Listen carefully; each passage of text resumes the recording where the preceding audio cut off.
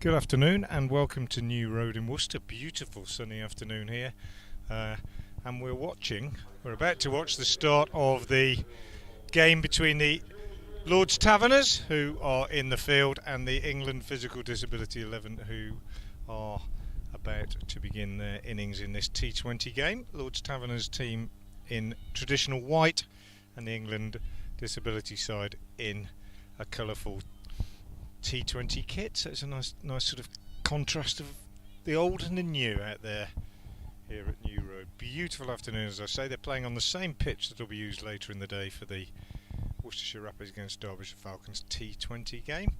It's a celebration of the inclusivity of the game of cricket here at New Road this afternoon, and I'm delighted to say that alongside me, making a guest appearance, is David Townsend. Good afternoon, David.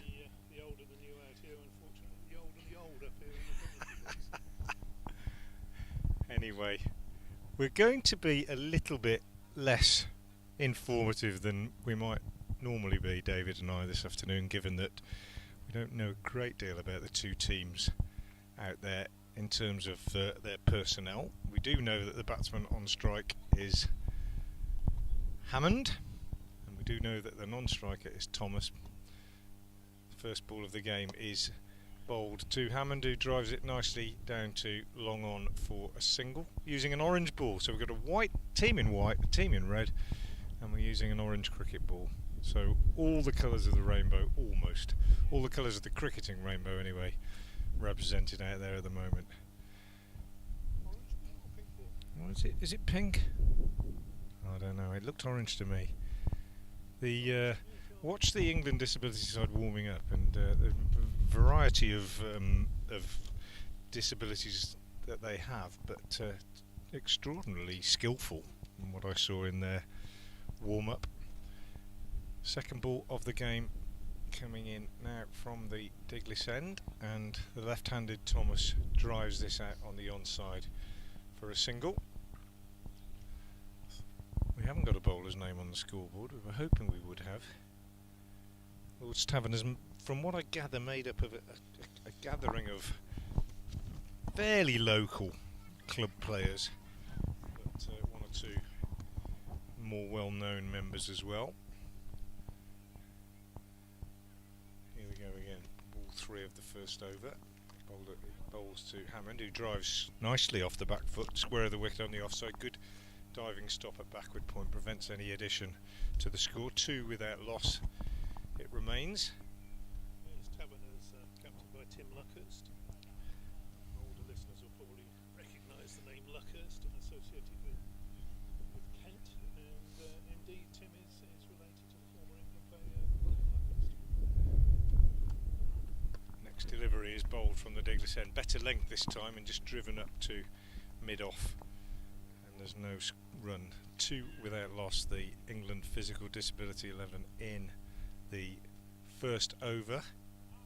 Quite a good crowd in. A lot of school children down in the sort of hotel corner of the ground here at New Road. They enjoyed a session of coaching out there for a good hour or so this morning. 4/5 ball of the over is bowled, and again Hammond is forward to this, driving out on the offside. It's fielded at extra cover, and there's no run. Good number of what do we? I tell you, it's tricky, isn't it? It is T20, and the field is, well, there doesn't appear to be a power play. 2 fielders out at the moment. It's difficult to say. I really am not sure. Hammond is driving at this one outside the off stump, misses it. So the end of a tidy first over for the Lords Taverners 11. Going to try and find out the bowler's name in a minute. It's 2 without loss at the end of that over. The England Physical Disability 11. Early sight of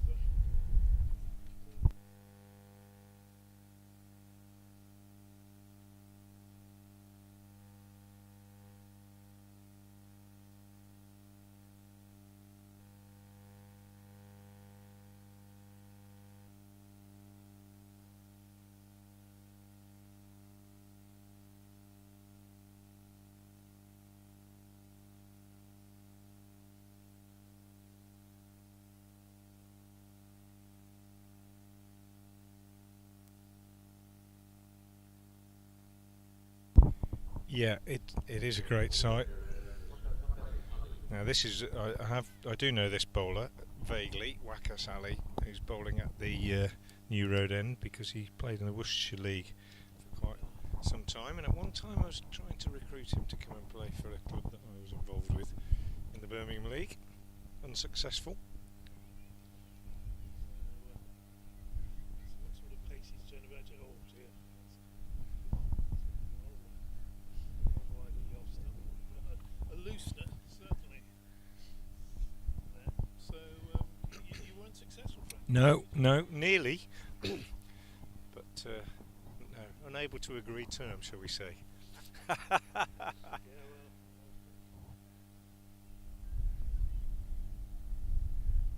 He's in again, and yeah. He's got a bit of pace about him, hasn't he? Good, well, had a good record in the Worcestershire League, and I think has moved on since that time. But it was a few years ago. What sort of age? Guessing he'd be 30ish. Not, I wouldn't like to say for sure, to be honest. Anyway, here he comes again from the New Road End over the wicket. Oh, no, that's the first T20 shot we've seen of the day. That's high. Gone all the way. And gone for 6. It's in the slot, but we've got, I just wonder what happened to that first over. A very correct, you like almost first class shot from the first over, but that definitely was a. Yeah, that was an orange ball shot. Can't say white ball, can we? Huge shot, and they've cleared the boundary down towards the kids. That would have given them a bit of fun down there. In front of their hotel. Next one again is wide of the off summer there, and the umpire just had a look at that one. Thornton furling his arms. He's beaten the bat 3 times and gone over the ropes. Yeah, quite an interesting start to proceedings for Waqas. Is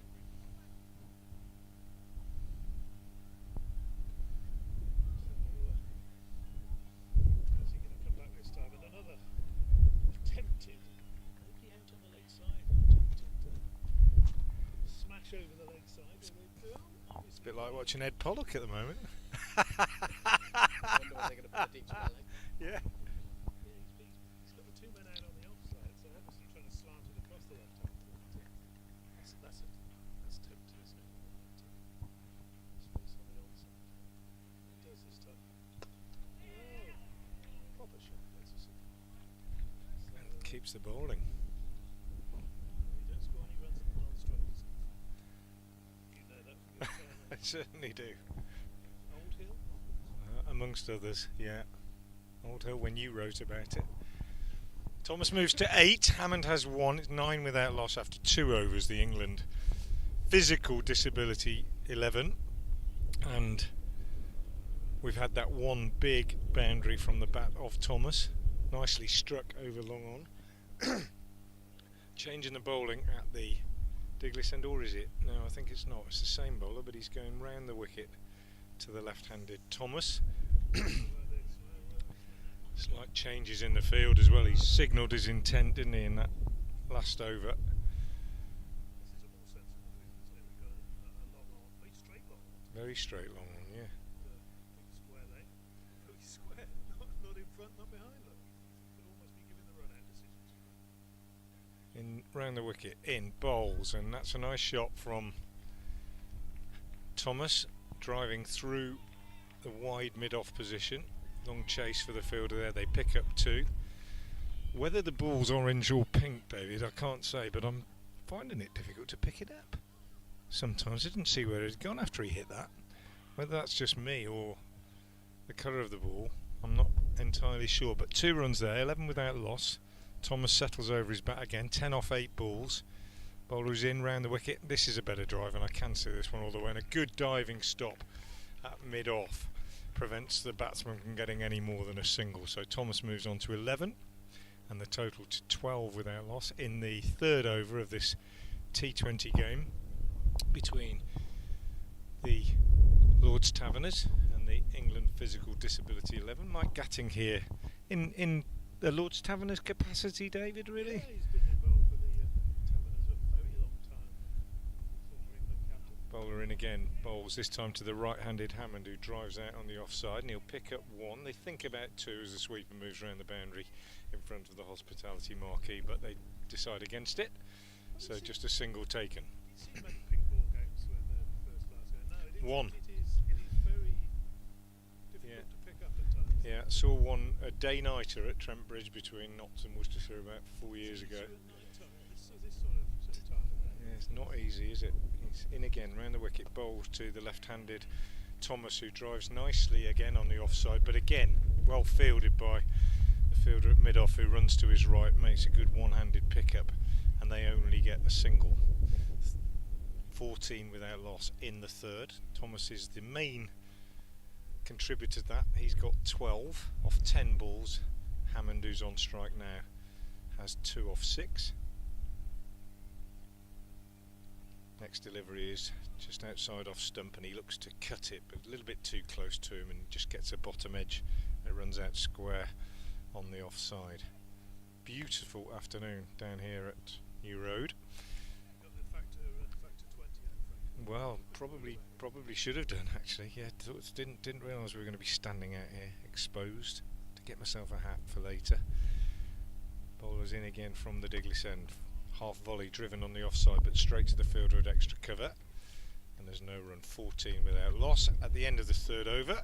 And of course, following this game, we've got the Worcestershire Rapids against the Derbyshire Falcons in the Vitality Blast. This game, I guess, will finish around about 3:30, and that one will begin at 5:30.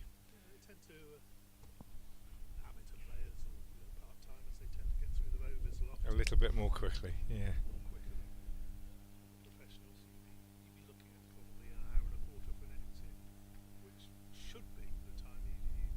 Yeah, that's right. Yeah. Yeah, they do.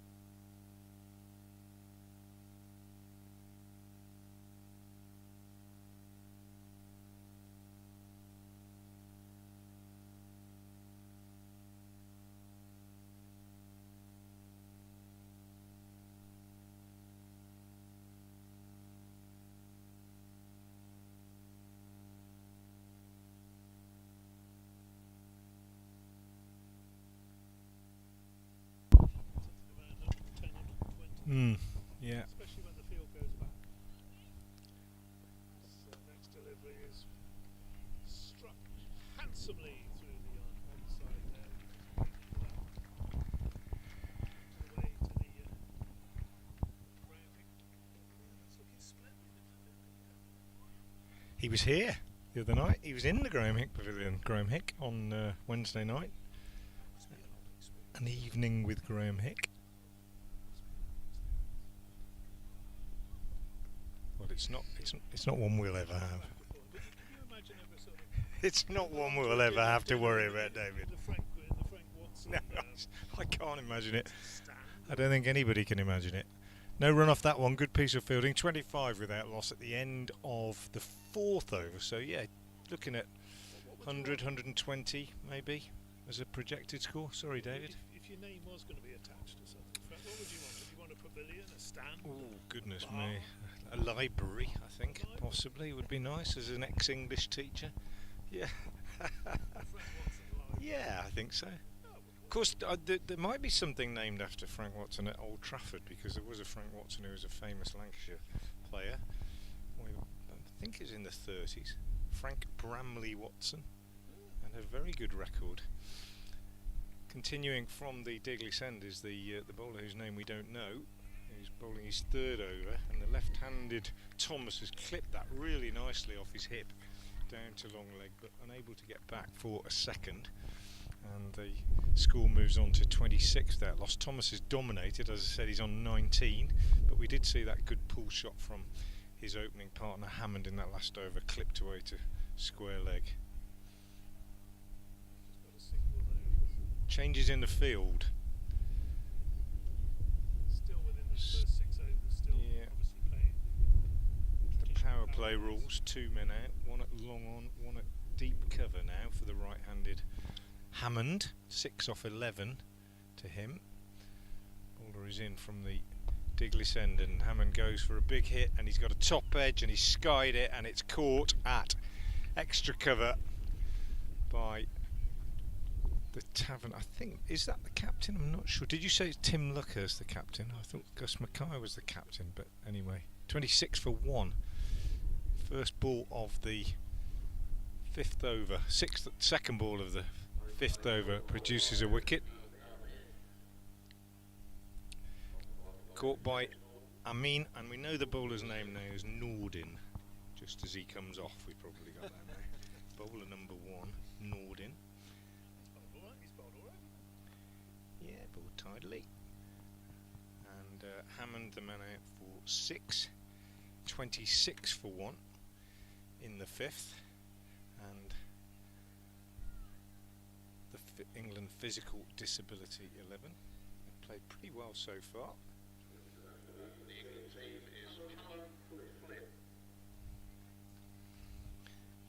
And new batsman Callum Flynn coming out to the crease.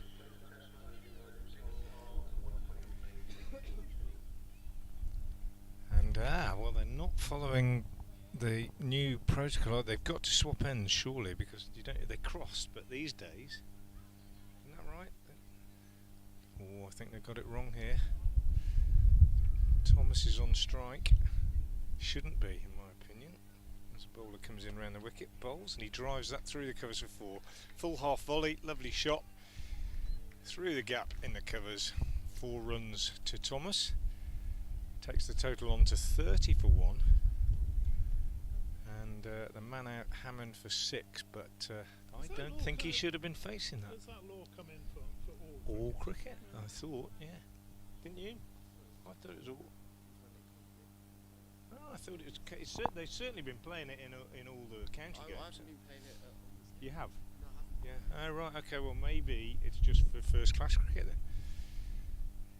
Anyway, it's another nice shot from Thomas off his pads. Bowler Nordin just over pitching, clipped through mid wicket for a single. Thomas goes on to 25, and it's 31 for 1, and now the new batsman Flynn is on strike.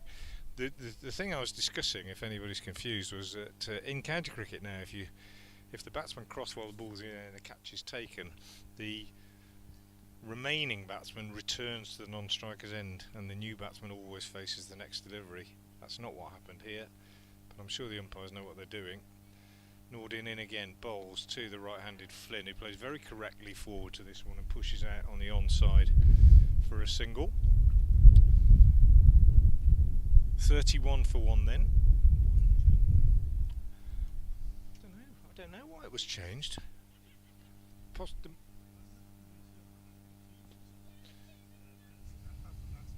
Yeah, yeah. Takes that away, I suppose. Yeah. Nord in last ball of the fifth. Short, wide, cut nicely by Flynn. He'll only get one. He's quick between the wickets, but even so, good fielding and a good return. So the end of the fifth over of the innings, and the total moves on to 32 for one. Flynn has one, Thomas has 25. We also saw an interesting one last night at Wantage Road when a batsman had a runner, and when the runner came in and he faced his first ball, the batsman who had the runner faced his first ball, Chris Lynn, who was smashing it to all parts, and he whacked his first ball to long on and set off for the single. And I was shouting on air, run him out, run him out, run him out, because obviously any one of the three can be out, and they didn't. And he was in mid-pitch and the ball came in and they did not run him out. It was a very sporting and unnecessarily sporting gesture, in my opinion, from the Worcestershire outfielders, but he survives. No, it's much more serious than that, and they needed a wicket big time, but they didn't run him out. He then was told to get back to the other end and sprinted as though he was in training for the Olympics, not injured. It was chaos. Anyway, meanwhile, we'll see. Yeah. Meanwhile, here at New Road, it was a bit. He did smash it. We've got the England physical disability 11, 32 for one after 5 overs, and a change in the bowling as we get a bit of spin for the first time. I think my career might have gone on a lot longer if I'd had a run every time I batted. See, that's the part of the game that's a bit tedious at the end of it. Got a bit of spin. What have we got here? Is that, Bit of off spin, I think. off spin? I thought it was an off spinner. I have to have a look. Certainly pitched it up anyway. Got away with it a bit because he was down there on the legs. Again, looking out on the leg side. I'm going to see if we can get the bowlers' names on the scoreboard.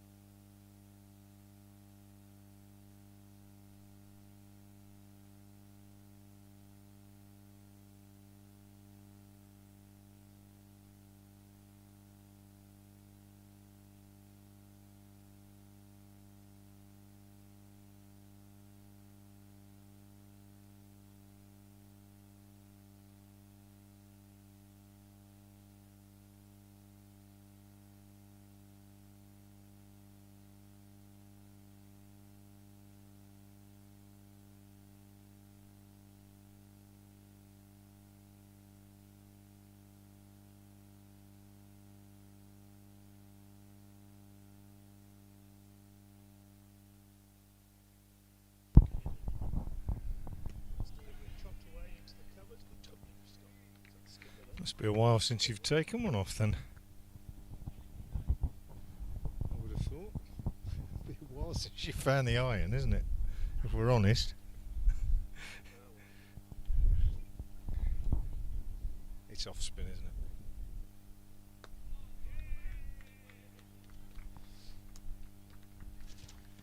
I don't know the exact backgrounds of all of these players. At the end of that over, 37 for 1 off 6 for the England physical disability 11. I do know one of their number, Jamie Goodwin from Derbyshire, who's back playing again after quite serious illness and is playing decent league cricket again, playing at second team level in the Derbyshire League. So it would be wrong of us to think that these chaps aren't more than capable cricketers, still able to hold their own amongst the more able in club cricket and so on. But great that they come together on occasions like this, and also that they get international recognition. So I think Dan Meredith coming on at the Diglisend. I just caught the name. Yeah, plays for Barnt Green in the Birmingham League. It was mentioned to me before. Is he a first teamer? Okay.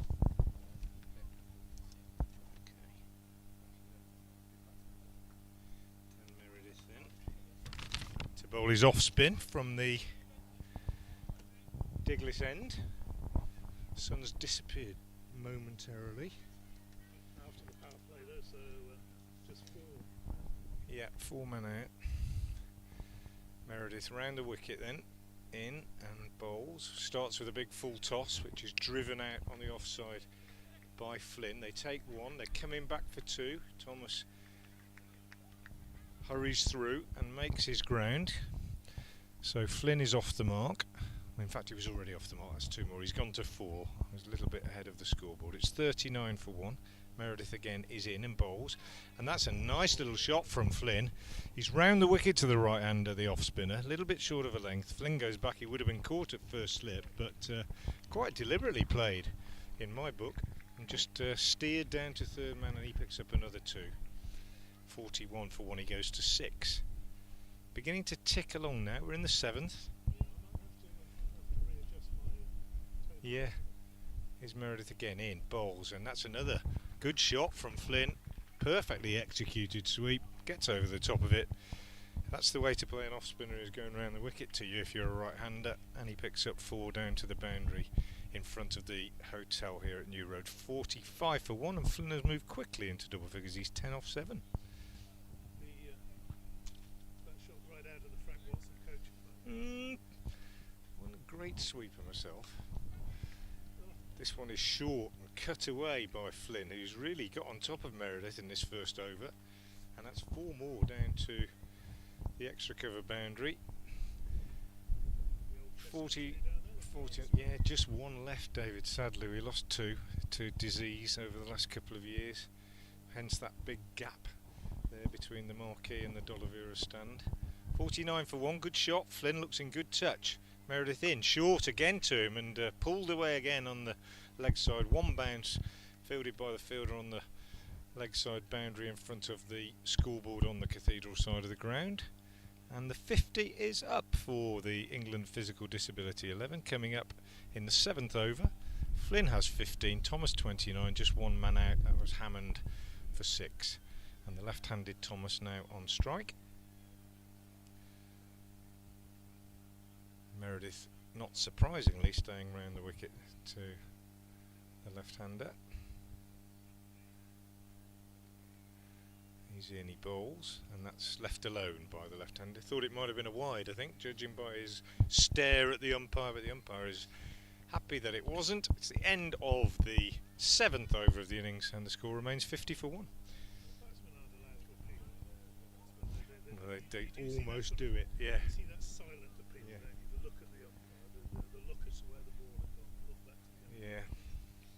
You see a few of those in T20 cricket these days, don't you, when it's they're going for the full wide one and they just miss that blue tram line, and they turn and look at the umpire, and they always know they're not going to get the decision. We had one yesterday where Colin Munro was caught behind, and I don't know if anybody saw it, but he clearly made it absolutely clear to everybody in the ground that he did not think he'd hit it, and he walked off as slowly as I've seen anybody walk off for a long time. Swung away to the deep, and oh, unlucky. Tumbling stop there by certainly should explain that to Lord's Taverners, who's actually with the England disability team. They gone to 15, I think. Yeah.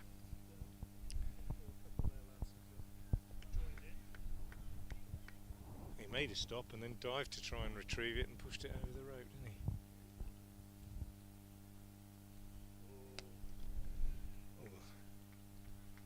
A little bit off his rhythm there. That's the first one he's really dragged down. He's got away with it. Take the signal out. Flynn's 20 off 11. Nice start. Put back to ball with real purpose, isn't he? T20 Yeah. batting and Yeah. Come in first wicket down and get on top of it.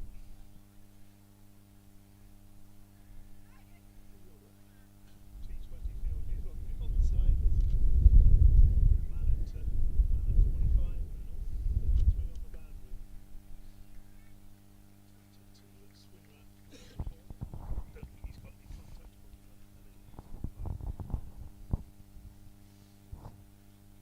great occasion, isn't it, on a day like this, and even for the club players, these Lords Taverners, what opportunity to play here at New Road on a day like this. Absolutely beautiful.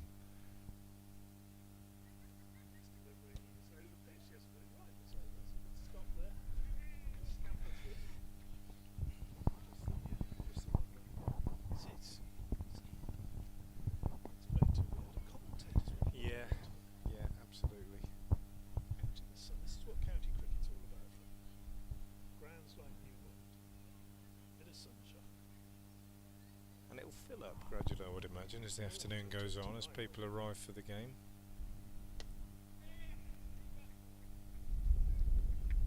If anybody's watching this and coming along to the game tonight, they can get along early. You can see this one.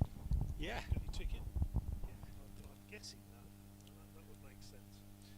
Yeah, it's a joint ticket, I think, and people will be turning up, I'm sure, as this game progresses. Oh, he's missed out there, hasn't he?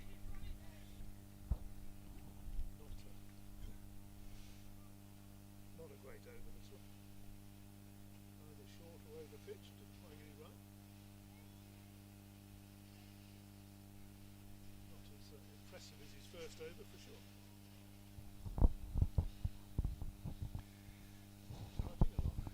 We've started quite a furore on Twitter, David, with my picture of you having lunch here today. Kevin Hand has suggested that you should have chastised me for not name-checking him when I used the words "a Middlesex commentator" in the book that I wrote with Daryl Mitchell. It's because I didn't know which Middlesex commentator it was who had called Daryl Mr. Worcestershire. And he's saying, what year was it? Well, it was last year, but I didn't know who was on air at the time. As Meredith starts a new over and drives, this is driven by Flynn up to long off, and the score moves on to 60 for 1. Flynn quickly has moved on to 23 off 14 deliveries, and Jason Gillespie's now got involved in the debate on Twitter. Can't quite work out what's going on. Yeah, dizzy down there in Adelaide, or outside Adelaide. It's probably it's not on the road with South Australia, which I thought he won't be at the moment. He won't be watching this stream anyway, as Meredith bowls and beats Thomas outside the off stump as he went for a big drive. He might have got an inside edge actually. It goes past the keeper. They go through for a single, and the total goes on to 61 for 1. Thomas moves on to 31 off 23. He's lost the strike, hasn't he, for a few minutes, and that's kind of upset the momentum of his innings a little bit, I think. Flynn on strike again now. Just punches this one up to long on for a single. Scoreboard's frozen for a minute, I've noticed. Not quite sure why. As far as I know, that's Flynn on to 24. Thomas drives this next one from Meredith out on the offside, all the way for 4. Out to deep extra cover. So he's refound his rhythm, the left-hander.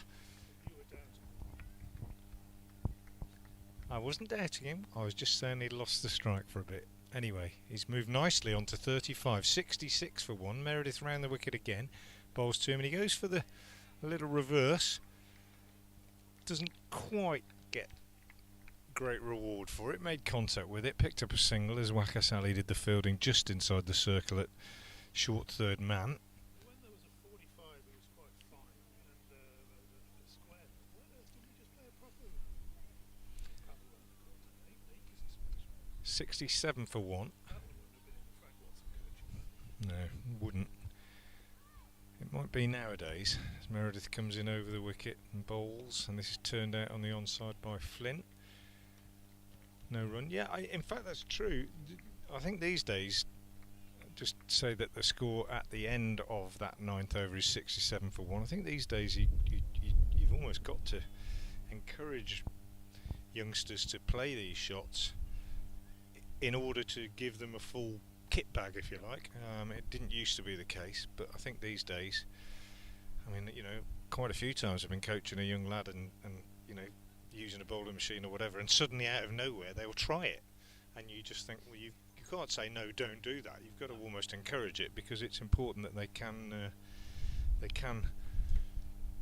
play those shots in the modern cricket world, really. But they are shots that I've never played myself. Sometimes you're teaching people to play shots that you've never actually played yourself in a game situation.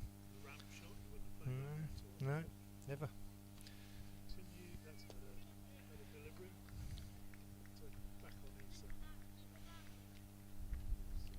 legs there. So that rather wayward second over. Yes, although sort of coach advertising his services with a picture of teaching a sort of 8 or 9-year-old to play the ramp shot, and I thought, well, come on, Yeah, yeah. 8 or 9 people. They want to do it, don't they? So they want to drive wide of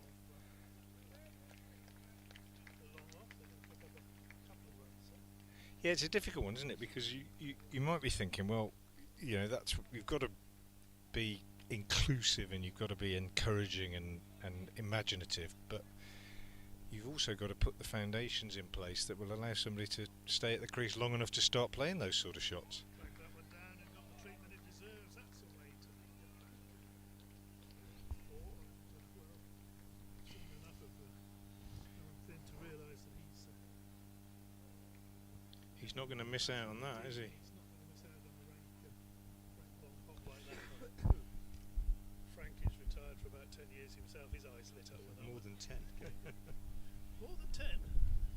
Yeah, probably. Might have played a couple of games in the last 10 years, but not many. I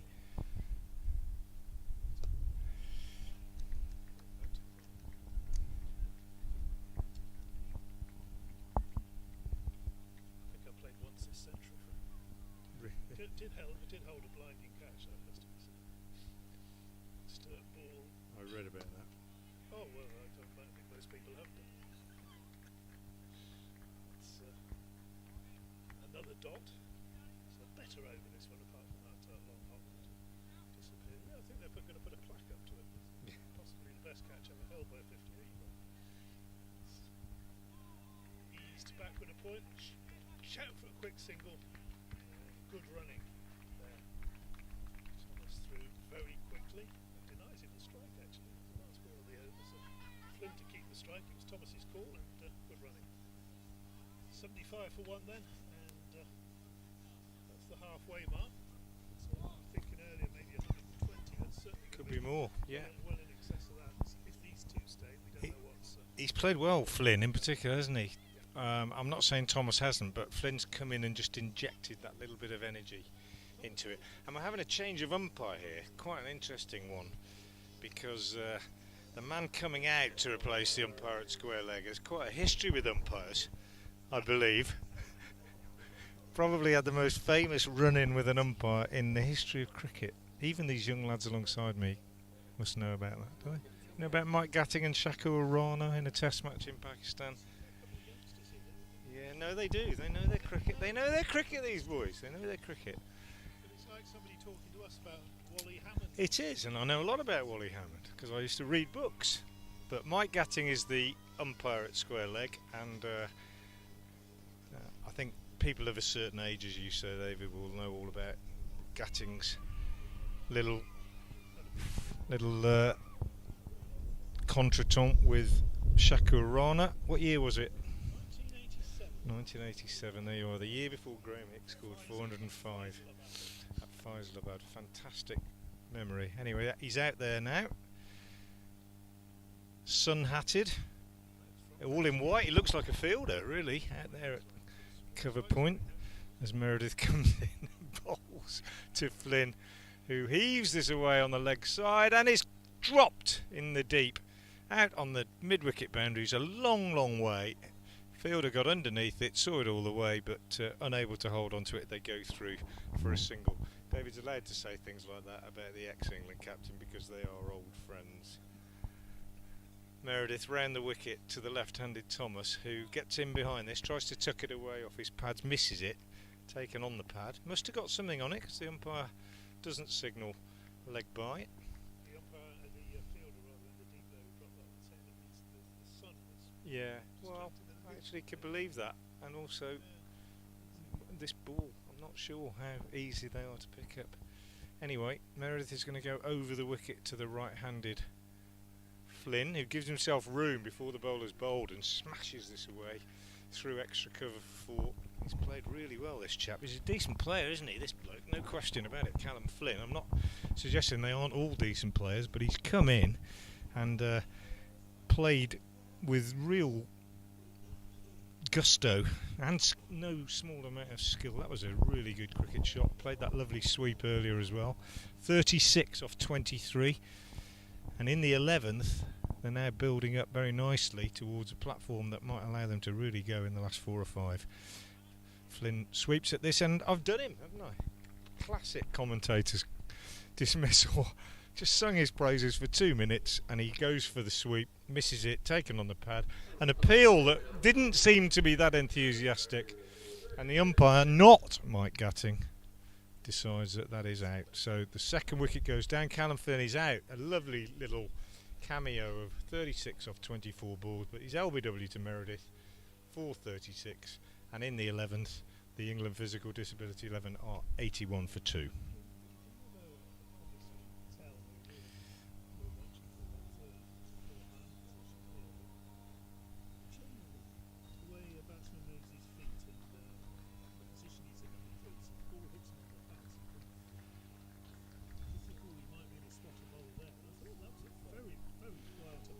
Yeah, it was. Yeah. Yeah. Although I think club players sometimes, when they get into circumstances like this, are a bit daunted by the whole affair. We're going to look at the replay now, are we? Have a look at this, see what we think. And maybe, you know, they don't appeal with the gusto that they would if they were on their home ground on a Saturday afternoon. But it was a sort of, well, a kind of strangled appeal, really. But he's gone anyway, Flynn, and the new batsman is O'Brien, right-hander, taking guard at the New Road end of the ground. So will we now see Thomas, who's been there since the start, try to dominate just a little bit more? Meredith is coming over the wicket. 2 balls left in this, the 11th over. I think Thomas was spot on, wasn't he? Giving the bells. Yeah. Flynn in such good nick. Yeah.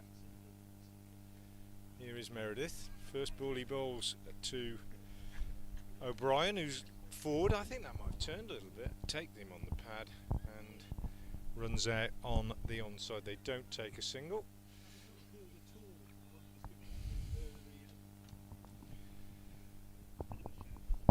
Here's Meredith again, bowls, and this one is driven out square on the offside by the new batsman. Straight to the fielder at backward point. No run. End of the over. A good over. The 11th of the innings, 9 remain, 81 for 2 is the England Physical Disability 11 score, and O'Brien, the new batsman, yet to get off the mark. Thomas on 38.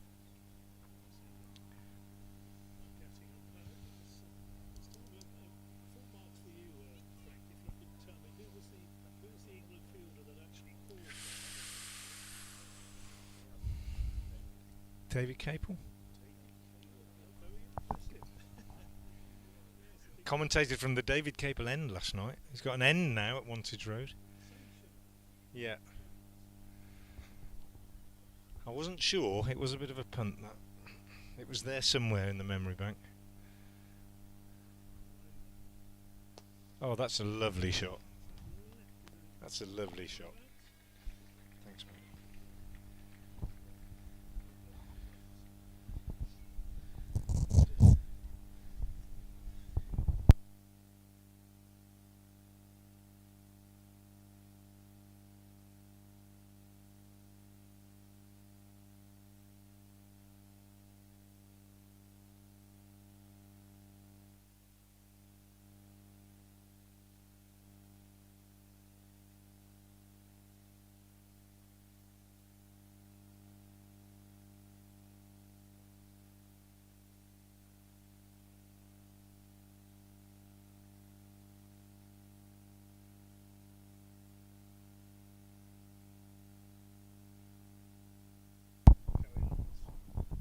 I've managed to find a cap to stop myself from frying here.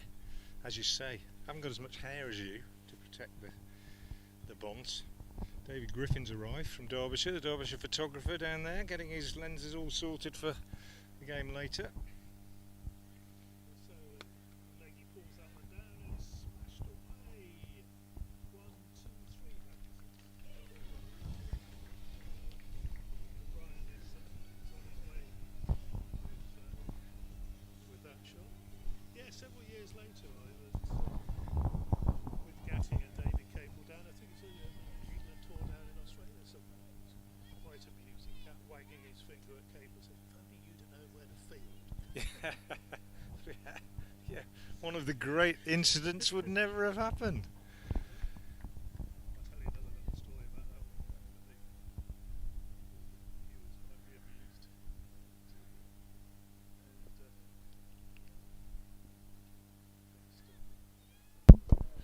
amused. Ball is pushed into the onside. Good running. Good running. And good running, just pushed into the circle and got home there. It was the final over of the day, final 2 overs, 10 minutes from the end of the day, and there were 2 photographers on the ground, and both English photographers, been happily snapping away all day, and one of them packed his kit up. The other one was Graham Morris, and all the photos you see were Graham Morris's photos. And all of a sudden his mates saw him snapping away furiously, and I won't name his mate because he's probably still hurt by the incident now, but he was snapping away furiously, and his mate said, "Did I miss something there?" And a loose one that's pummeled away into the outfield now. Good stop. A good throw as well. Good bit of fielding out there in the deep. That could quite easily have got through. So, yes, one of those moments where you should always keep going to the end, shouldn't you? Always keep going to the end. And end of the over, Mike Gatting as the umpire giving the young off spinner a little bit of advice, which is nice to see. I think if I was giving him advice, that lad, I'd be saying, make sure you complete your action, because he was just letting the ball go and kind of lobbing it, stopping it, and you've got to get through that action. Often what you do with your arms after you've let go of the ball actually affects what happens to the ball. People say, well, how can that be? I always say, well, my way of explaining it is, imagine if you were taking a corner or a conversion. So you're kicking a ball, you've got to get it up in the air. What you do with your foot after you've kicked it, following through it up, affects what happens to the ball when you kick it. And I think he was just not quite completing his action there. That would have been my observation. Meredith, on the other hand, settled into quite a nice rhythm, I think, from the Diglis end, and he's going to carry on now, bowling round the wicket to the left-handed Thomas, who drives not very convincingly at this one, gets an inside edge back up past the bowler, and they get the single. He's on 44. He's been there since the start, so he's got to kick on now, really, Thomas. So he's going to get up to a really competitive score, 95 for 2 at the moment in the 13th. Is there a rugby section in the Frank Watson coaching manual as well? Just as illustrative. Okay. Illustrative, yeah. No, but you're spot on with that. What happens after you've hit the ball is relevant to how you hit it. Meredith bowls to the right-handed O'Brien, taken on the pad. Bit of turn. Yeah, I think so. Just runs out on the onside. Bat on that one though, wasn't there? It's he's settled into quite a nice rhythm now. Started off a little bit nervously, Meredith, but comes in now and bowls again and again. Nicely flighted, but this time well played by the batsman O'Brien, who got down on one knee, waited for it then, and played a nice sweep shot down to the boundary by the hotel here at New Road, and that's 4 for him. He goes to 12, and it's 99 for 2 in the 13th over. Although he's only umpiring, Gatting's got his familiar double teapot on it. Yes. Both hands on hips. In again comes Meredith, and this is driven. That's another really nice shot past extra cover. They'll come back for 2. Thomas making it comfortably back to the non-striker's end. O'Brien moves on to 14, and the 100 is up in the 13th over for the England Physical Disability 1100, and 1 for 2. And Meredith in again, bowls, and this is driven straight back to him by the right-handed O'Brien. And there's no run. Absolutely picture perfect here at New Road this afternoon. Bright sunshine as Meredith is in again and bowls, and a single for O'Brien, just tucking this square on the leg side off the last ball of the over, which means he keeps the strike. He's 15 off 11. Thomas has 44. He's been there since the start, and after 13 overs it's 102 for 2. Yeah, I think Thomas is since Flynn came in, Thomas has been playing the supporting role, hasn't he? Have you done much umpiring since you retired? You done a little bit of? No, I did so much in my teaching career that was something that I never really was attracted to once I finished, really. So no, I haven't really. I did all my exams and all that kind of thing back in the day, but no, happy not to. And now that my eyes and ears are going as well, I think it's probably just as well for everybody concerned.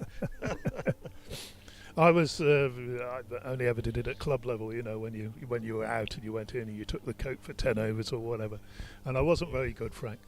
One famous occasion I actually went up for an appeal and then had to give it not out. So, which doesn't really bode well for your marks at the end of the day. I think it cost me a jug back in the old days when you had to buy jugs of beer or whatever for mistakes. So we've got change of bowler with Mahmood coming on. Another slow bowler, but that doesn't seem to the boundary ropes are well out here. It's not as though we've got the boundary ropes in. I don't know whether too many amateur players would have played with boundaries quite this big, but they're not having too much difficulty with it. The England disability side are going to pick up another couple there down in the direction of the cathedral. Few nice. In fact, I'll be as bold as to say I don't think there's a nicer, actually, county headquarters than at New Road when the sun is shining. It really is a picture. There are grounds that would rival it, but not headquarters. That ball through to the keeper. You look at somewhere like Edgbaston, and it's a fantastic cricket stadium, but it hasn't got the charm. It's not got the charm at all. Next ball just driven past the bowler up to long off regulation single there. So could do with a couple of pretty cheap overs here, couldn't they? A couple of tight overs. The Lord's Taverners 11. They won't want to be chasing too many. I've always thought Edgbaston's a fine ground full, but a little bit of an empty vessel.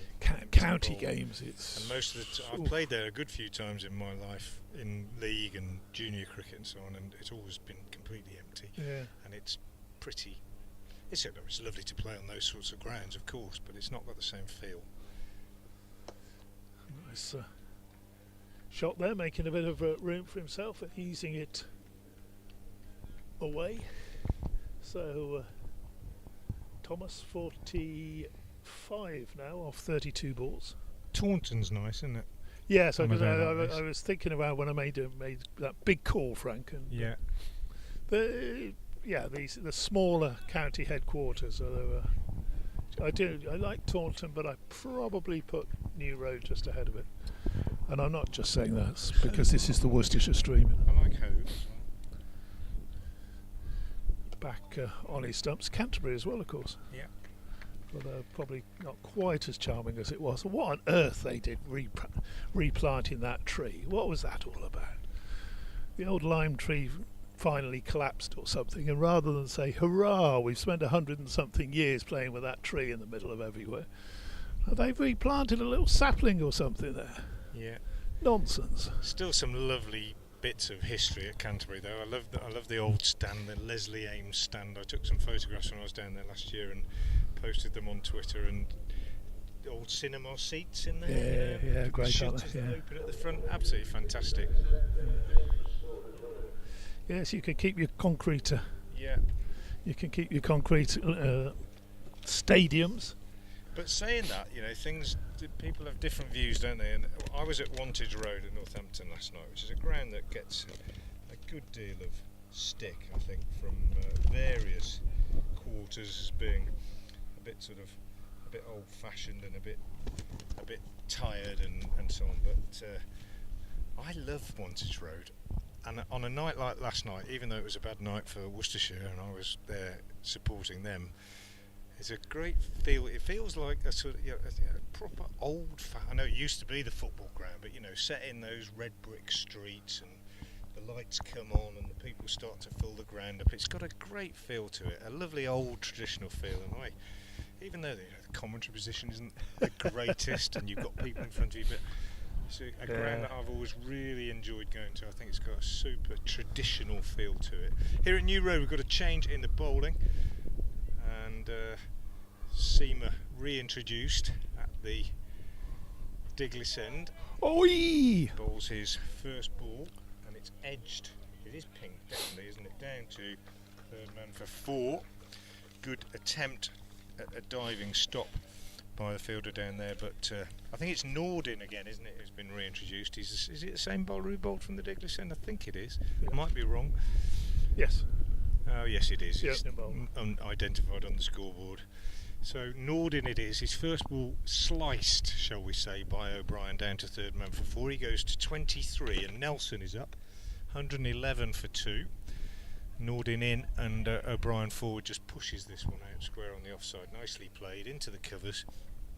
Picks up a single and goes on to 24, 112 for 2, 15th over. You said 120 odd, and obviously we've revised that. Looking at 150 now, do you think? I possibly even go north of that. I'd possibly be looking at 165, I think, at this time. Yeah, maybe. But they got to score the runs, of course. You got a small head, Frank, haven't you? You need to sort of tuck that in there. Have you? Oh, look, it's loose here. Look at the back here. Look. I think I've always had big helmets and that sort of thing, and caps and sun hats and things. Anyway, here he is again round the wicket, bowls to the left-handed Thomas, who drives this up to long off and then falls over. Wants to check his studs, I think. First run, and consequently only gets one. They probably would have only got one anyway. Thomas moves on to 47. Off 33, he's been there since the start. Just be looking to kick on, one would imagine. Try and find the boundary a little bit more frequently. Once he's past 50, is Nordin again, he's in and bowls, and O'Brien drives on the offside. Fielded an extra cover, and there's no run. We had an interesting one at Wantage Road last night in terms of batsmen facing numbers of deliveries, with Brett D'Oliveira, who opened the batting, didn't face a ball until I think halfway through the third over. And eventually, by about the 10th over, I think he'd faced about 14 deliveries. Nordin is in. O'Brien pushes out on the offside again, good bowling, no run. So wickets had been tumbling, new batsmen coming in. Every time there was a sky, he wasn't on strike because they were obeying that new regulation. And it's just extraordinary to see somebody in a game like that reach the sort of 10th, 11th over and only have I think he'd faced 14 deliveries. It was a really unusual set of circumstances. Here's Nordin in again, bowls. That's nicely played by O'Brien, wider, and he just waited for it. Got into position on the front foot and then just waited for the ball and allowed it to come and just played it really late and steered it very deliberately in the gap behind square on the offside. Nicely controlled shot. Takes 2. He's moved pretty quickly on to 26. O'Brien off 21. And the score is 115 for 2 with 5 overs left. Yeah, they should get somewhere near 160, shouldn't they? 10 and over with wickets in hand. Yeah, you'd think so, wouldn't you? Certainly be looking for. You would hope so if you were coaching them. That's for sure. So we're going to see a bit more spin around the wicket this time. Gatting settled himself. He made a good umpire, I think, Gat. His delivery is crashed through extra cover, and a sliding attempt to stop that one. And the ball creeps through. Not happy with life there, the fielder on the cover boundary, because that was a good attempt, but he himself would probably say yes, a good attempt's going to count for nothing though, because the ball's dribbled over the ropes. So well, of course we should have recognised that was the 50 up for Thomas. He now moves on to 51. 50 off 34 balls, Frank. Splendid effort. Hit a couple of very big shots early doors. Opened his shoulders. He's been playing more of a supporting role though to Flynn and O'Brien. This ball's pitched up and edged away down towards third man. They're going to get 2. That's all they're going to get. Good chase and a good throw coming in. But again, the tempo just picking up, isn't it?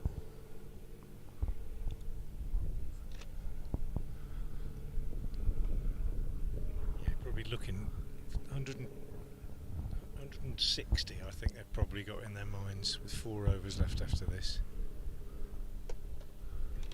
Oh, that's a great shot. Just found the space for it, didn't he? Got that angle out to yeah, he knew extra exactly cover. where he was placing that. I think just opened the face a little bit, didn't he? And very deliberately placed through that gap. It's really excellent.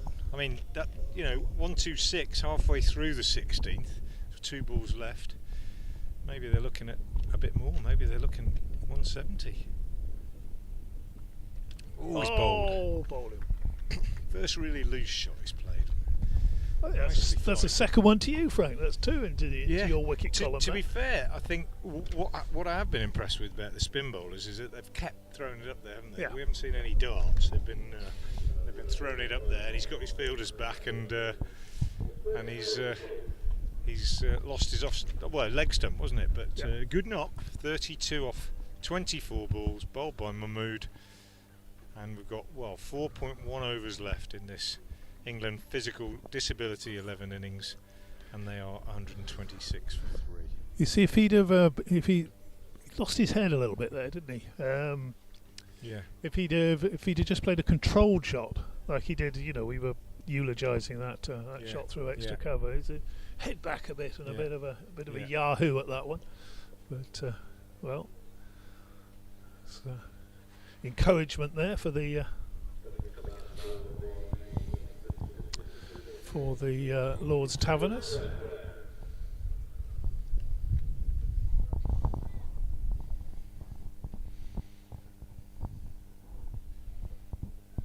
Field not changing really for the new batter.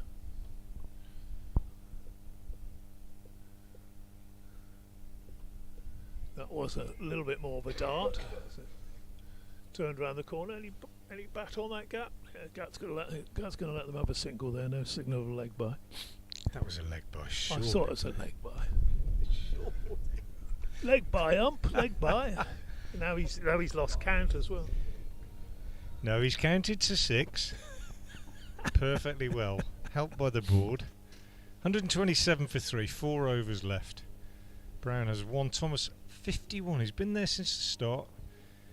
So let's work out how many balls we've had. 16 overs. That's 6 10 to 6. That's 96 deliveries, and he's only faced 35 of them. Yeah. So that's probably 10 overs. Ticking along quite nicely, isn't he? Really. Well, if you look 51 from 35, you can't really complain about that. Wakasali is going to come on at the Diglis end. Looks as though they're just going to use the 5 bowlers, doesn't it? They'll finish off with these 2. Mahmood and. Is Lucas the keeper? Is he the one is he doing the directing? You, the captain? I'm not sure. He appears to be. Yeah. Yes. You say he's related to Brian Lucas. Is that? He's not his son, is he? No, I don't think so. I was. Brian Lucas responsible for the most humiliating moment I have ever had on a cricket field, which I'd rather probably not say on air because it's so embarrassing. Oh, Frank, just between the 2 of us, the listeners will cover their ears at the moment. I played in a game for the English Universities against Kent Seconds at Sittingbourne, And Kent seconds were unbelievably strong in those days. Luckhurst was captain in their ranks. Cowdrey, Which one? Chris, as Wakasali comes in and bowls, and this is driven out on the offside, but no run.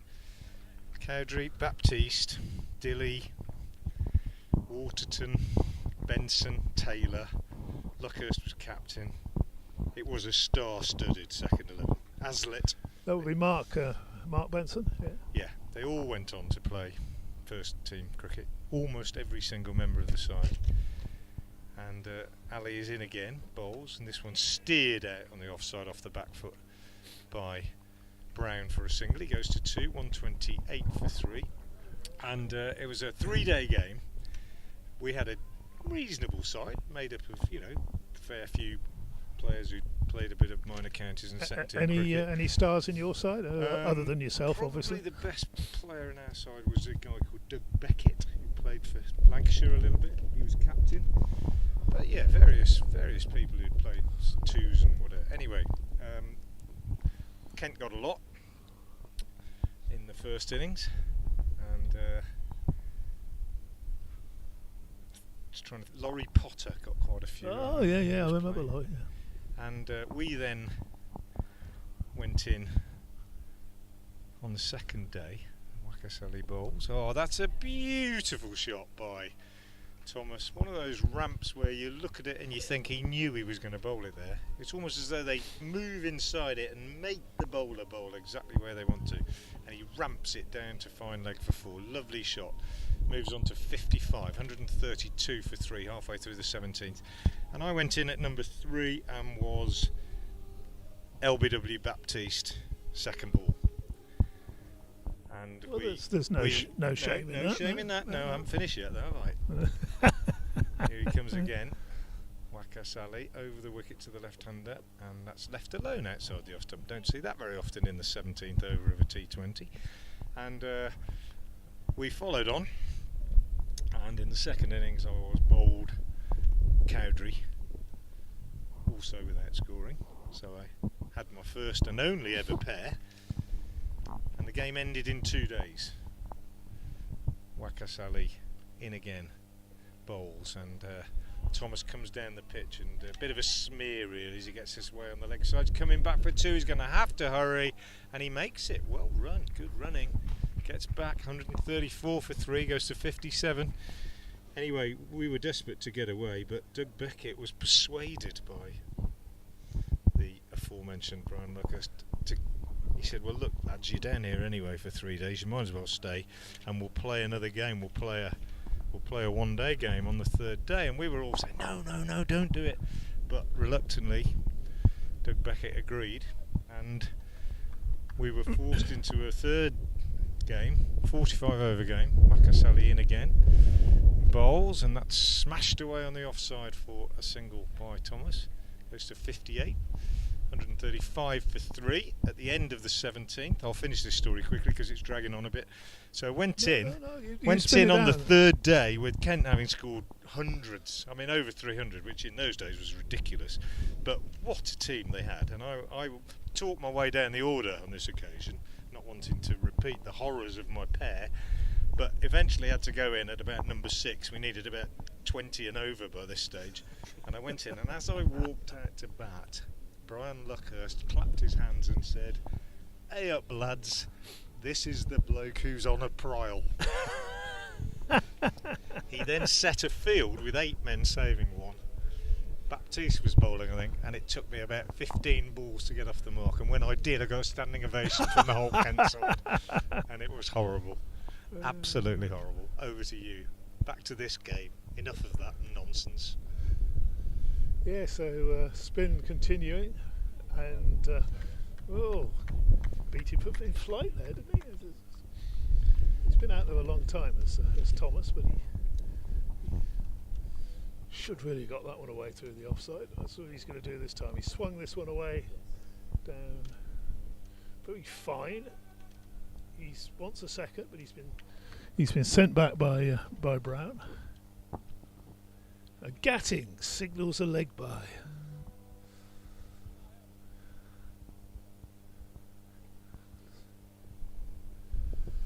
So big heave into the leg side there. One more to the total, 137. Well, we've only got 16 balls left, so you could do well to get 160 now, Frank. Yeah, just been becalmed a little bit by the loss of that wicket. Oh, missed him, stumping. For 4. Pushed that one through a bit, didn't he? Bit of he's bat on nicked that it. one. Oh yeah. I think there was a little. I heard a little nick on that. That would have been a catch for slip, but.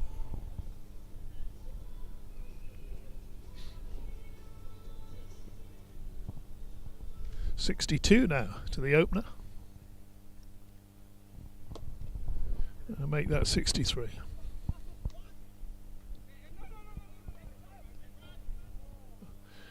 Should have been run out there. Didn't take that one cleanly.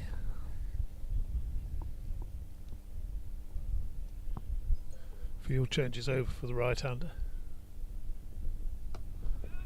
But as Frank was pointing out, the slow bowlers haven't been tempted to fire them in. They've stuck to their task well. And at the end of that, the 18th over, 142 for 3. So we're homing in, aren't we? Yeah, 160, that 160. 160, which is a decent effort, isn't it? And that'll be enough to set up a decent game, you'd imagine. I think they've got some pretty useful bowlers in this England Physical Disability 11, from what I've heard. And well, it's just great to see them here, isn't it? It's great to celebrate inclusivity. I think Worcester University have set their stall out to become a hub for disability cricket, and in partnership with the county, just across the road really, they've welcomed the side here today, and it's fantastic. And a bit of a crowd beginning to gather now. Quite a few in the hospitality marquee, dignitaries and guests involved with this day. As we see, another little ramp shot, but this time it's, well, I was going to say fatal, because he's chipped it right up in the air, but the fielder running round for the Taverners from short, fine leg got underneath it. Again, looking into a really bright sky. Pink ball. Don't think that pink ball is very easy to see. And although he got underneath it, he wasn't able to complete the catch. He's just explaining why to the wicketkeeper now. 147 for 3. They always say the clear sky is the hardest one to catch out of, which the pros say. Cloudy skies not so much. However, having said that, I observed the other day here in the game against Leicestershire, just break off as Wakasali bowls again, and driven out on the offside for a single by Brown. He's going to come back for 2 on an overthrow. Bit of sloppy cricket from the Taverners. Goes to 10, 149 for 3. That on a really, one of those grey afternoons as Sunday was, where you've got quite a bit of kind of white cloud. The white ball, I'm not sure is entirely no, that would be difficult easy as well to pick up. Wakasali to the right-handed Brown, 10 off 7 to Brown. He's down the pitch and goes big, straight down the ground to the Diglis end, and it's nicely played. One bounce, diving effort by the fielder at mid-on, but unable to get a hand on it. Well, he did get a hand on it, but he was unable to stop it, and it went for 4 anyway. Good shot from Brown, 14 off 8 to him. Thomas still there. He's going to bat through. He's going to carry his bat. Oh, you're not after another one, Frank. You've already taken 2. He's not facing. He'll be run out, I suppose. Wakasali is in, bowls, and this one's pulled away on the onside. 4 more for Brown, who's just the man, it would appear, to come in at this stage, isn't he? With the third wicket going down, he's come in and heaved that one away on the leg side for another boundary. Takes him on to 18 off just 9, so he's striking at 200, and it's good going. Just what they need in this 19th over. 157 for 3. Got to revise our estimate up again, David, maybe to 170. And Wakas not happy. Goes full, he gets hit down the ground, goes short, he gets hit square, comes in this time and goes with a slower ball, which dies in the pitch a little bit, and he's cut away off the bottom edge by Brown, and he picks up just a single. So 1 ball left in the penultimate over of the innings. 157 for 3. The England Physical Disability 11 against the Lord's Taverners here at New Road in Worcester on a day where Worcestershire and the University of Worcester make clear their commitment to diversity and disability in this wonderful game of cricket. Is Wakar Ali in again, bowls to the left-handed Thomas, who drives out on the offside and will keep the strike. He's been there since the start. He'll face the start of the last over. 19 gone. It's 158 for 3. Yes, he hasn't had his share of the bowling. That's to be fair. He's had just the 44 balls for those runs. So done a good job though. A couple of big shots early on really caught the eye. And as you say, in fact, the diversity and the different people who are playing cricket, and it's great to see a game of cricket, anybody playing it, as long as it's some sort of contest. You know, you don't want to. Yes. You know, we were talking earlier about, you know, recently retired pros going off and playing a third 11 and scoring 250. Yeah. To me, that's not. You know, that's not. But equally, you know, equal sides. Yeah. Competitive total, and throw coming in quickly there, but back for 2, final over. And at any level, I mean, you can see a good game of under 13s cricket, can't you? If the sides are balanced, you can. Next delivery struck down the ground, and has he kept it in? He has kept it in. Yeah. So a couple of runs there, but a good block on the boundary, saved a couple, and two of the best finishes to a game of cricket I've seen in recent years have both been women's games. That's next delivery swung around the corner off the pad, down to short third man. A short to a fine leg. Incorrect signal from the umpire. Oh dear, Give him some stick. We haven't used that for leg by for the last 30 years. You have to touch your knee. You have to touch your knee, don't you? Oh dear. Old school. Big heave at that one and fallen over. But any level of cricket is if you've got two fairly equal sides and a competitive match, you can watch it.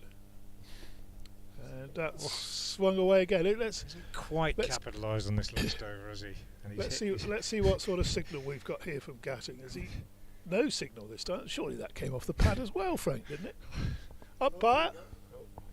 Oh, he's doing both.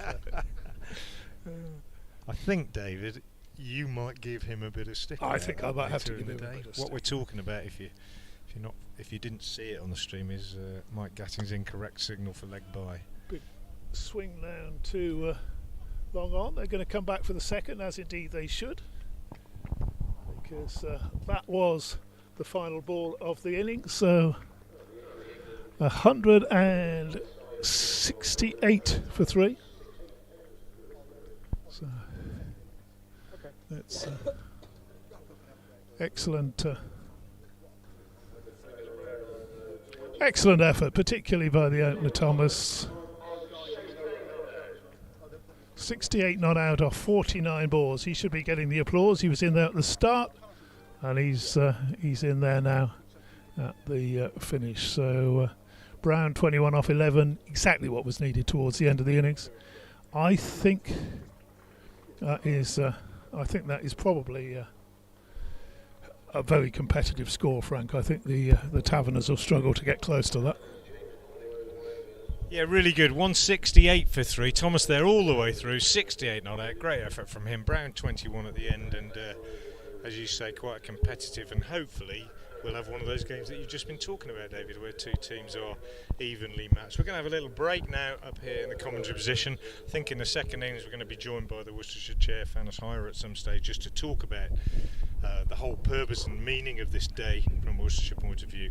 But until then, when play resumes in about 10 minutes time, I would say, do join us then.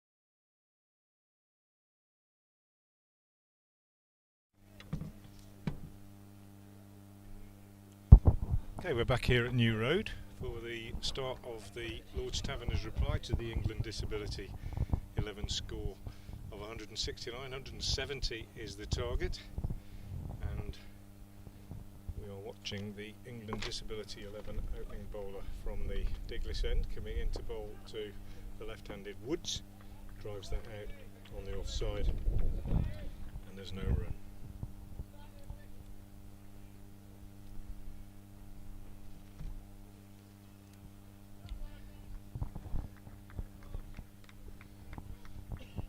The batsman on strike, left-hander, waits now and drives this square of the wicket on the offside. Good shot from Woods, I beg your pardon. Off Williams, the first runs of the innings, a square drive for 4 by the left-hander, signalled by Mike Gatting, and the Lord's Taverners are away in their pursuit of 170 to win. 169 in fact. Scoreboard's changed. 169 to win. 165 more required. That boundary. Square drive from Woods. Waits again now, the left-hander bat raised, and steers this down to third man. Going to pick up a single and move on to 5 in the first over of this reply to the England Physical Disabilities 11 168 first innings score. Wind just getting up a little bit here at New Road. Beautiful afternoon, and of course a double header here today with the Rapids taking on the Derbyshire Falcons at 5:30 tonight on this very same pitch.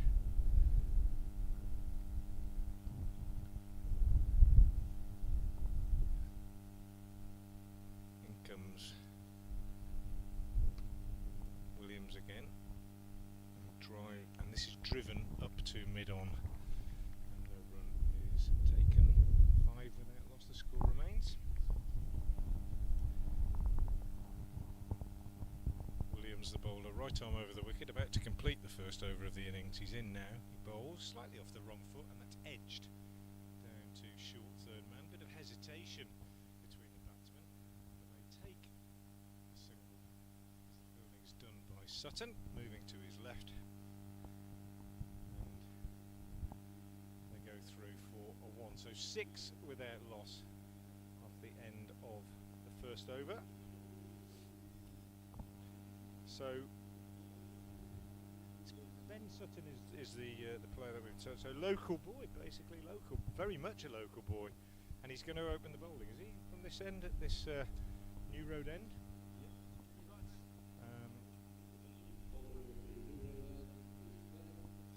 And he'll be bowling to the batsman Woods, who is on 5.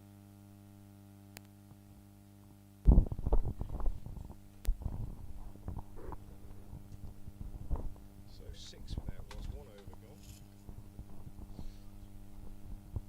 And as we've been saying throughout the day, this day is all about inclusivity in the game of cricket, and the intention of Worcester University, Worcestershire, to set this part of the world up as a hub for disability cricket. And I've got a couple of guests alongside me who are going to tell us a little bit more about that. Who are you and what is your purpose here? Hi, how are you doing? I'm Craig Oakley, and I'm Head of Participation and Growth at Worcester Cricket Board. Just break off as we have another delivery from Ben Sutton, left arm round the wicket, down the leg side. Attempted sweep, not called a wide by the umpire. Bit of generosity there, it stays 6 without loss. And Craig, can you just fill in a little bit on what I was saying there, rather glibly, but what this is all about?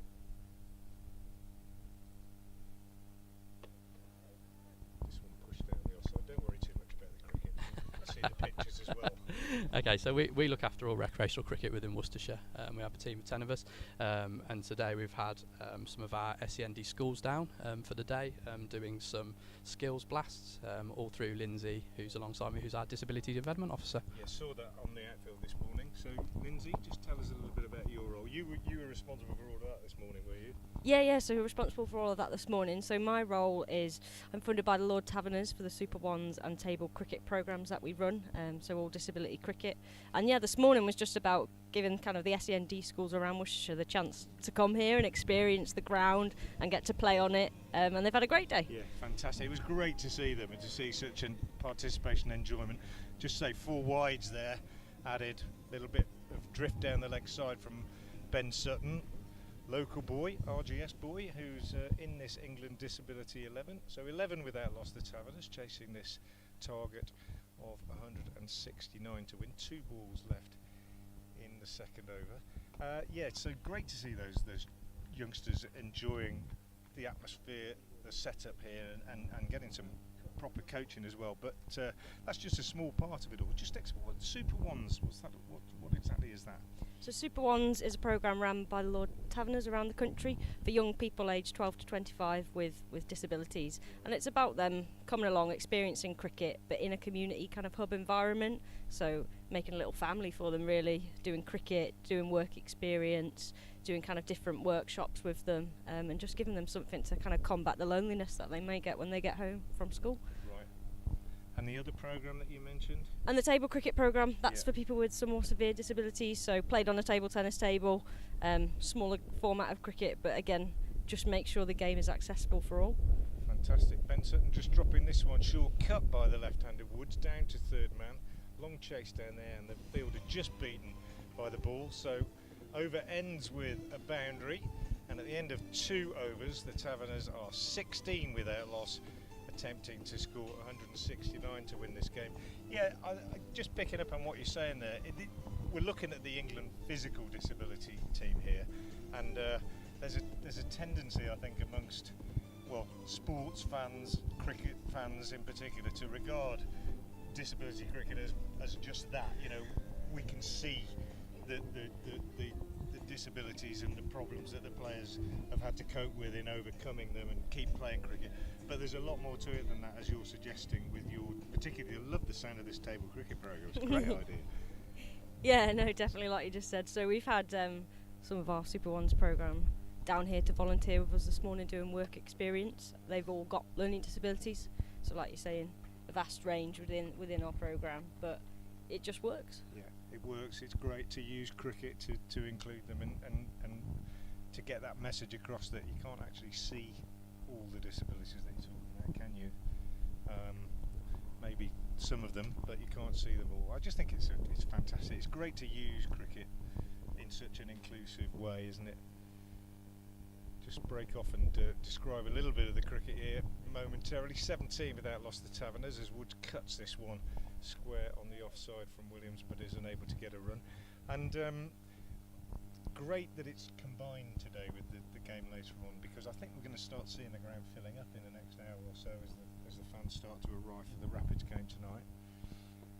Another run here for the left-handed Woods as he steers it out behind square on the offside. 18 without loss in the third. And going forward then, the idea is that Worcester is going to be a hub for this sort of thing. Yeah. So moving forward, that's the plan for Worcester. Make it a bit of a hub for disability cricket and make it a bit of a home for them. I think our participants are really looking forward to it. They're super excited that obviously the inclusion centre's gonna be in Worcester and they're gonna get to go in it. So today was just kind of the first piece of bringing them here. The next will be when that's around, and yeah, they're going to be dead excited. So what we're looking for, Craig, maybe bring you back in. What we're looking for really in the future, in the next say 3, 4, 5 years, is that, you know, if we're successful, if you're successful, when people think disability cricket, they think Worcester. Yes, you know, definitely. Rather like you might think home of cricket, Lords or whatever.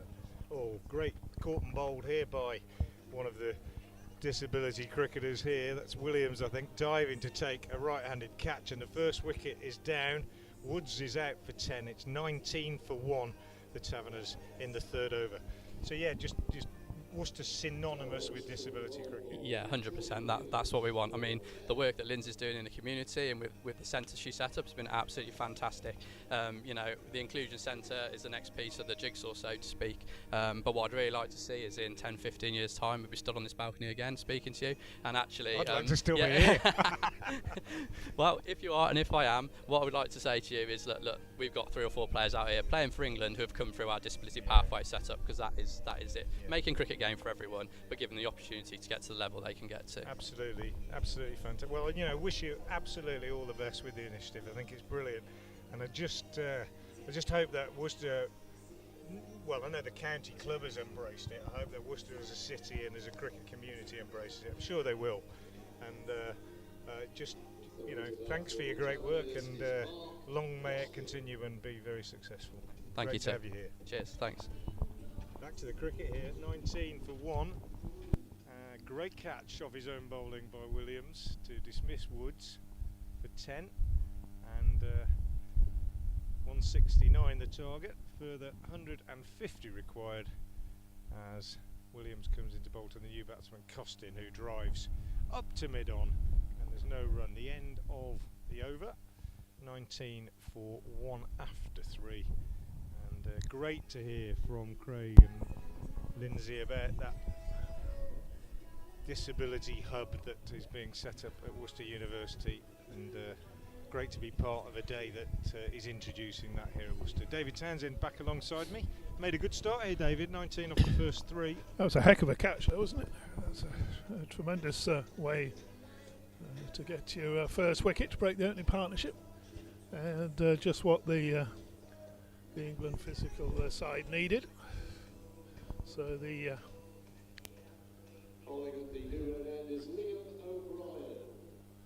Neil O'Brien, who coming on to bowl from the commentary end or from the New Road end. See, very measured approach. Well, a decent bit of pace as well, though. So, well, not O'Brien got it through, didn't he? Got the good services of Dave Bradley telling us who's bowling from now and again. Liam O'Brien. Okay, brilliant. More information than we thought we had all through the first innings. Batted well.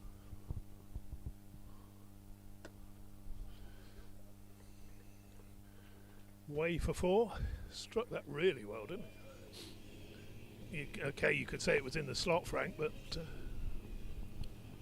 Well, he looks as though he's played that shot up before. He knew exactly what he was doing there, didn't he?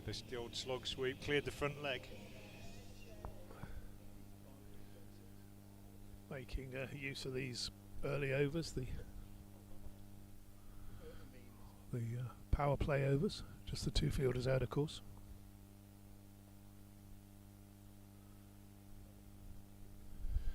That one's going to be signalled a wide. I see umpire Gatting's come out again. Not sure whether he'll do the whole 20 overs. Get his signals right.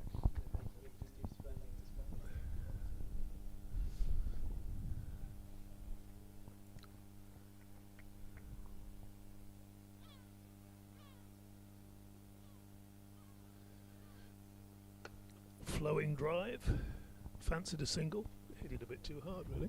I think Paul Gatt got a lot of stick for his signalling of leg buys, didn't he? If you'd like to explain it, Frank, yeah, to the signal for leg buys many years ago, and it is many years ago, involved the umpire raising his arm to signal in the way that they still do to signal buys, and at the same time lifting his leg to signal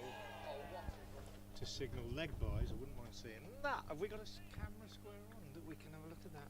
Oh no. Direct hit, we think that might have been out. Umpire, he was in a good position to be fair, but he said no. And anyway, going back to the signal, but that changed a good long time ago, well over 20 years ago I think, when the umpire signal simply involved raising the leg and tapping it around about the knee. to indicate leg bye to the scorers. Mike Gatting has gone out there today in all good faith, the kindness of his heart to umpire for the Lord Taverners. Signalled leg byes on a couple of occasions using the very, very old signal. Well, you don't know because Gat's getting on a bit now. He's well into his 60s. He may well have been holding the other arm up just for balance, Frank. So he didn't fall over when he left one leg off the ground. You say he's getting on a bit. I think he's got a year on you actually. I think he's got. Was he 65 last week? 65, I think. 65. He's June the 6th is his birthday. 'Cause it's the D-Day. He's born on D-Day. So nice looking shot into the gap. He's found the gap, and going to be a chase out to the cover boundary. Oh, those kids have. Most of the kids have gone home, haven't they, Frank? Still a few over there, making a lot of noise earlier. I thought it'd all gone quiet. End of the over, 4 gone, 140 more needed. They're going along nicely, but they have lost that 1 wicket. Woods the man out, caught and bowled by the athletic Williams, who's still bowling from the Diglis end for 10. Going to bowl his overs through, perhaps. I don't know. 29 for 1. Reedy Amin, overseas pro, I believe, for Bark Green in the Birmingham League this year. On strike at the moment. He's on 12 of 14, and he's going to be facing the bowling of Williams. Right arm over, in he comes. Looking to smash this one around the leg side, just a bottom edge down to short, fine leg, no run. Annoyed with himself. Looks he's getting a little bit tense out there, getting a bit edgy. Looks as though he wants to crack on with it. And he gets just the ball to do so here, short and wide, and he smashed that away for 4. That was a proper long hop from Williams, probably the worst ball he's bowled really, and it got what it deserved from Amin. Yeah, it's obviously the Taverners have got their eye on the fact that they're running out of power play overs, power play deliveries. This is the 5th over. That's a better shot. That's a beautifully timed. He's only got 1 for it, and even that's because of a slight misfield at backward point, but that was really nicely timed. Square drive off the back foot. O'Brien was the fielder, who disappointed that he didn't pick it up cleanly. 34 for 1.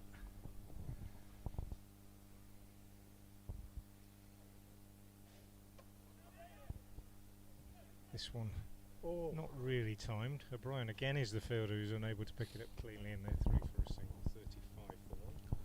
Annoyed with himself there. I think if he'd have picked that up cleanly, he'd have had a shot at the stumps there. Good. Field coming in on the offside.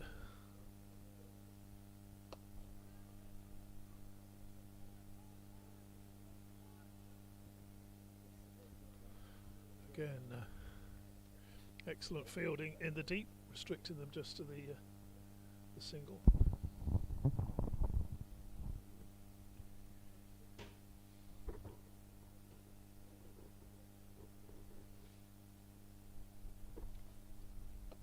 Turned on the onside nicely. For a Clever single. little shot that.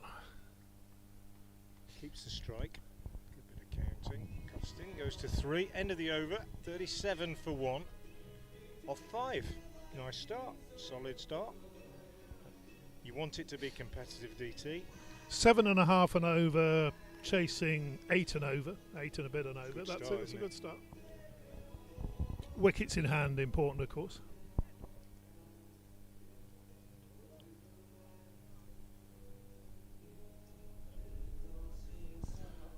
Need to make hay whilst the sun shines, Frank. Change. They're bringing a sub on. Brooks coming on I've got in the place. Bought a of 15 Flynn. strong Flynn's squad gone here, off, so and Sutton coming down here. plenty of opportunities.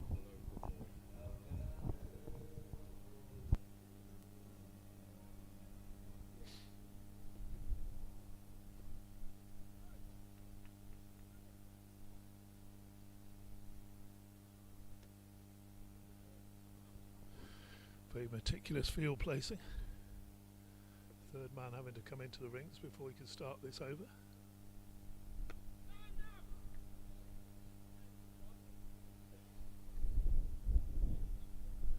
On the money.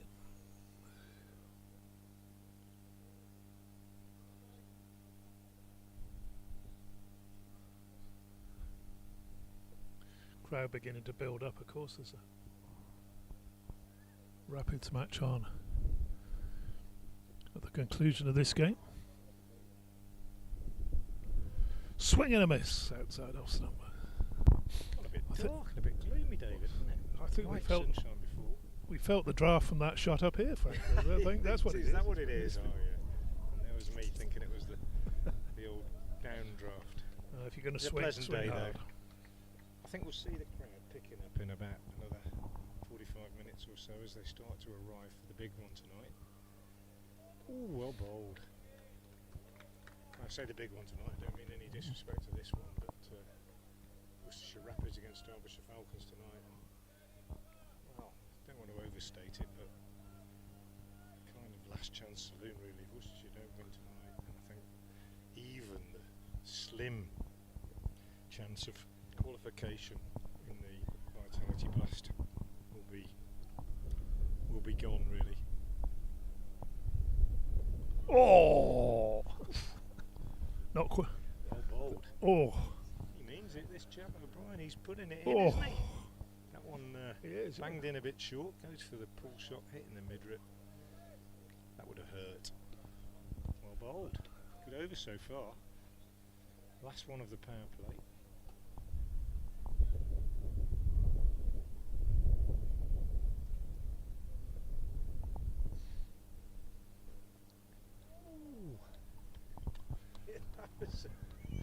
Are we going to see that rarest was of a things, real Frank? Are we revo, going to that see? one, Are we wasn't it? going to see a power play maiden? Goodness me. He gave that one everything, didn't he? Have we had a run off this over? No, I'm trying I to think think. we have. No, we haven't. It's 37 at the No, end of we haven't. 5. Yeah.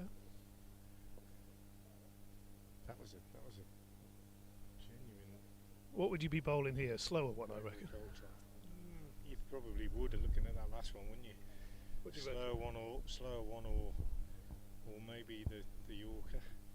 Anyway, let's see. Here he comes. He bangs it in short. In fact, it's not a maiden. It's pulled away over mid-on for a single. Keeps the strike, which might not be the best thing. Costini goes to 4. 37 for 1 at the end of the power play. So there's you and me putting forward our expert, supposedly expert opinions. It's either going to be a very full ball or it's going to be a slower one. And it's a bouncer. And it's an effort ball bouncer. Good over there. Very good. Good over. Oh, we got a bit of Changing the oasis on bowler, now. A bit of oasis on the PA. Bowler coming on.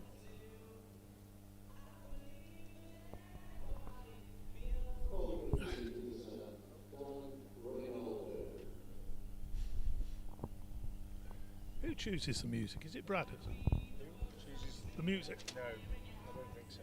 I've no idea, to be honest, who chooses. So, Dan Reynaldo is the new name in at the Diglis end. Dan Reynaldo just adjusting his field with his captain. Looks like he might be an off-spinner given the field that he's set. We'll see. Sweeper out on the offside. Just the 4 in the circle now, obviously, with it having been the end of the power play. And in he comes Ronaldo, right arm over the wicket. And the first delivery is reverse swept by Costin. Down to short third man, he picks up a single. 38 for 1. Sun's back out. lovely afternoon here now at New Road. Owen Ali watching on from the pavilion gate as Ronaldo is in and bowls, and that's driven uppishly by Amin up to long off, picks up a single. What are you talking about? The game being competitive, David? I think it's really nicely poised at the moment. It is. I think the England side just shading it at the moment, Frank. Ronaldo bowls and another reverse, this time from Costin. Amin wants a single and he's come halfway down and gets sent back. He's fretting, isn't he? Amin really is fretting. He wants the strike and he wants to get on with it. Here's Ronaldo again from the Digley-Sunday bowls, and this one Costin works away on the onside, but nicely fielded at mid-wicket by O'Brien. 5 off 13. 5 off 13, yeah. It's costing dangerous so far. Waits again as Ronaldo bowls, and he sweeps and he gets 1. He's going to come back for 2 this time, which will please Amin because he didn't want to lose a strike again. So 2 taken, and score goes on to 42. 42 for 1. Has it gone up? The board's usually not 42 for 1. 1 ball left. Last ball of the 7th. And he tries a little ramp, and it goes about 6 inches up. That's probably the End of the over. 42 for 1 off 7. That's quite a skillful shot, really, because the bottom of the bats must be the smallest surface on the bat, mustn't it? And to be able to middle of the smallest surface, that's a decent effort. That. What did you make of that Joe Reed bat? Have you seen that one, the one that you can stand up and leave? Yes, I did see that. Come on. I've always felt had a few really nicely balanced bats over the years, and had 1 or 2 that I could stand up and let go, and they didn't topple over immediately. Never had one that would actually stay for more than a few seconds. Beautifully balanced, obviously, but I don't know with anybody. maybe Not it's sure more what about would- the toe of the bat than anything Yeah, else. but- The shaping of it. Maybe a little bit of weight towards the bottom of the bat as well. But for those of you who don't know what we're talking about, during that marvellous match-winning century in the first Test match, Joe Root was often seen just to leave his bat standing next to him, and then they grabbed hold of it as the bowler ran in, which is very strange. Kumar is the new bowler. Good diving stop out there, and wide long off. There was always a couple there. But certainly, Mr. Costin is costing his side a few runs at the moment, right? I mean, definitely wanted to go on with it, isn't he? 21 off 20 now.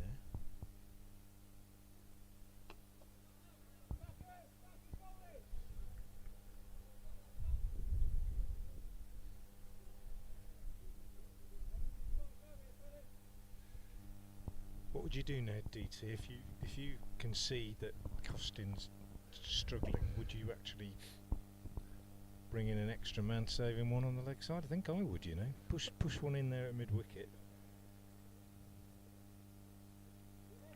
Pretty wide outside the off stump. He's actually let that go, hoping for a wide, hasn't he? Put some more pressure on him, or just leave him where he is. I mean, the way he's playing at the moment. Maybe have one in there. Give him a just to stop single. him Leave nicking him in there, Frank. He doesn't look so he can get it off the square at the moment, does he? Oh, he's just about got that one off the square.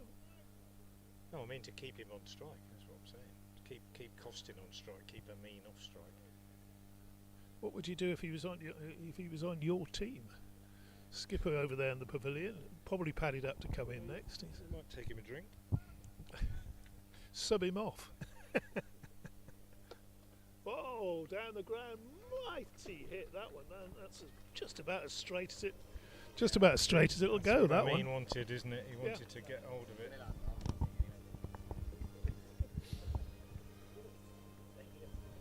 That was a mighty blow. A couple more of those, and the balance of the game will change again. And oh, unlucky. Just about got there. That would have been a heck of a catch if he'd have held on to it. I don't think he quite picked the flight of it up early enough, O'Brien, at long on. And when he did, it was already dying on him. So 10 off the last two. That's why I would have tried to keep him off strike. 56 for one at the end of the 8th. 113 more needed at 9.4 and over.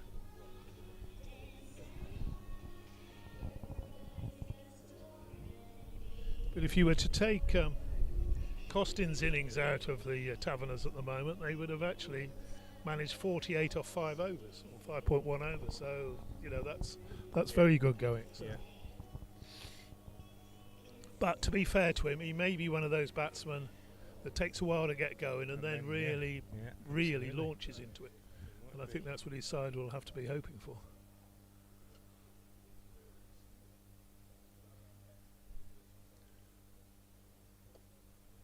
Heaves this one away on the leg side for a single. Again, didn't get hold of it. He's not picking up the pace of the pitch at all, is he? Gat's standing down there at the other end. He's wondering what's. He'd have a plan. I mean, down the pitch to this next one. Ronaldo drives up to long off for a single. Just taking the pressure up a little bit. Those two boundaries. Ronaldo, the off spinner from the Diglis end, in again now. Bowls and. Unlucky. Costin goes for his favourite little reverse and he gets hold of it this time, but it's in the air. But Kumar running to his right, running to his left at backward point, goes for it right-handed, unable to hold on, and they take 3 as he pursues it down to the boundary. 60 for 1. Ronaldo again in. And this one driven out on the offside by Costin. In fact, they only got 2, didn't they, off that previous one? And he goes on to 12, 61 for 1. Ronaldo again. Past umpire Gatting. Bowls, a little bit short. That's a good shot from, quick on his feet actually there, and just getting inside it, pulling it away down to long on deep mid-wicket. Wanted 2, but sent back by Costin. Just as well he was too. Good bit of fielding down there. He would have been out by a good yard or 2. Ronaldo into bowl to Costin. Loses his shape, shall we say, the batsman there, as he looks to work that one away on the onside. Gets a bottom edge out through mid-wicket. And they go through for a single. End of the over. Costin's capped the strike again. He's on 13, 63 for 1. Off 9, 106 needed at 9.6. So very, very evenly poised at the moment, but they need a couple, probably need a couple of big overs to really get control of this, don't they? The Taverners. They're changing the bowling. Bowling the new over is Alex Hammond. Alex Hammond is coming on at the new road end. Another spinner by the look of it as he marks out his run. Walk, should we say? Always call it a run up, but it's not really a run up, is it? It's a walk up for many spinners. 63 for 1. Costin on strike. Another off spinner by the look of it. That's full toss, pulled away by Costin down to long leg. Only get 1. Who was the no call there, Frank? Yeah. I think it might have been 34 off 25, He's a key man, I think. He's the man they need to dismiss. Hammond into bowl to him. Bowls, pushes this one through, and that's nicely driven by Amin, and good fielding off his own bowling. Nearly carried to him, that, didn't it?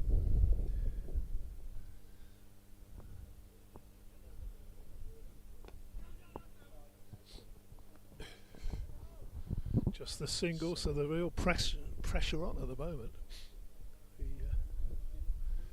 The squeeze being applied.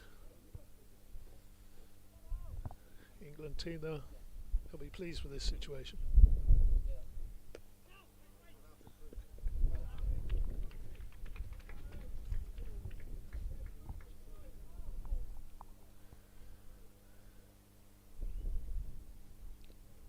Good first over this, Frank. Yeah, after the first ball.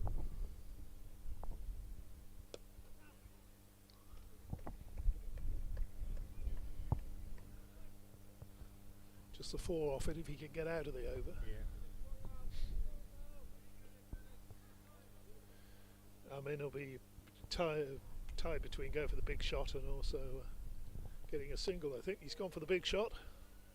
Didn't get hold of it. And he's got a single, so in a sense he did a bit of both there, didn't he? Nicely We'll keep bowled. the strike. Nicely bowled. So 67 for 1 at the end of the 10th, the halfway point. 102 to win. 10 over.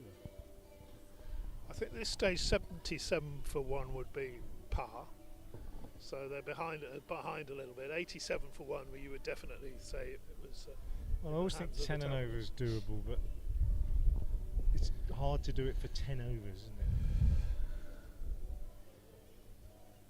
And that's that. I mean, you know, you even think that with the pros, really. It's hard to do it for 10 overs, but Well, they're not, because they've lost a third. They've lost at least 3 wickets. Bradders, what's he? 4 down. Incorrect announcement. Changing the bowling. Or is it? Not sure it is actually. That one driven back with the crowd catch. Oh, he's been given caught and bowled. So Amin is out. Key man. Caught and bowled. First ball of the new over. And he's gone.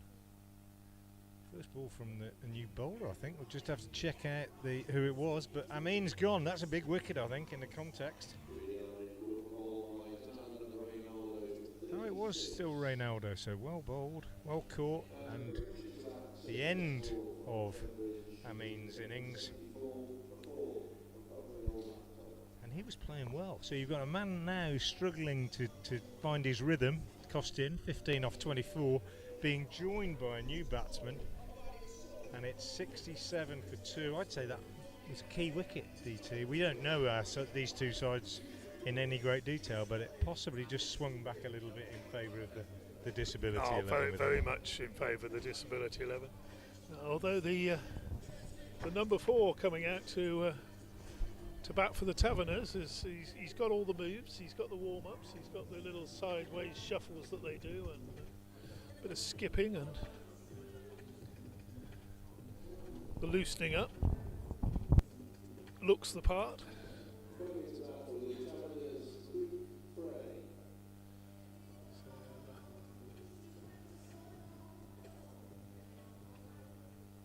Taking his guard, looking around the field. Just the 4 men in, of course, at this stage.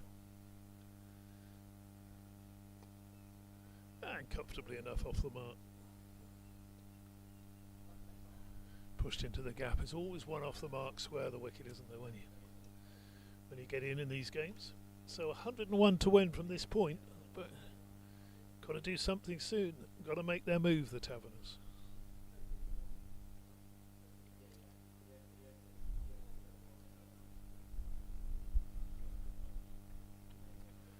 No run to be had there.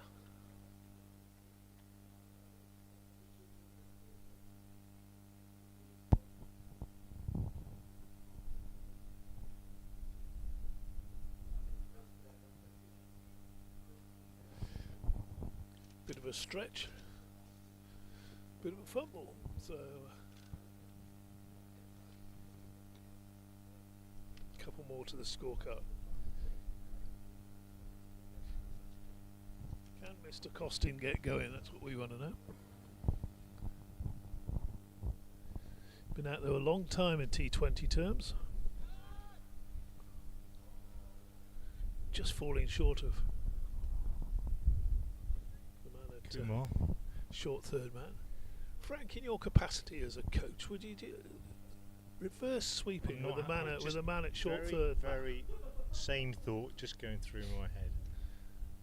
And turns out, He's run himself out. Oh, he's not. Oh, he has. Oh, he's run out the new man. Oh, he's in.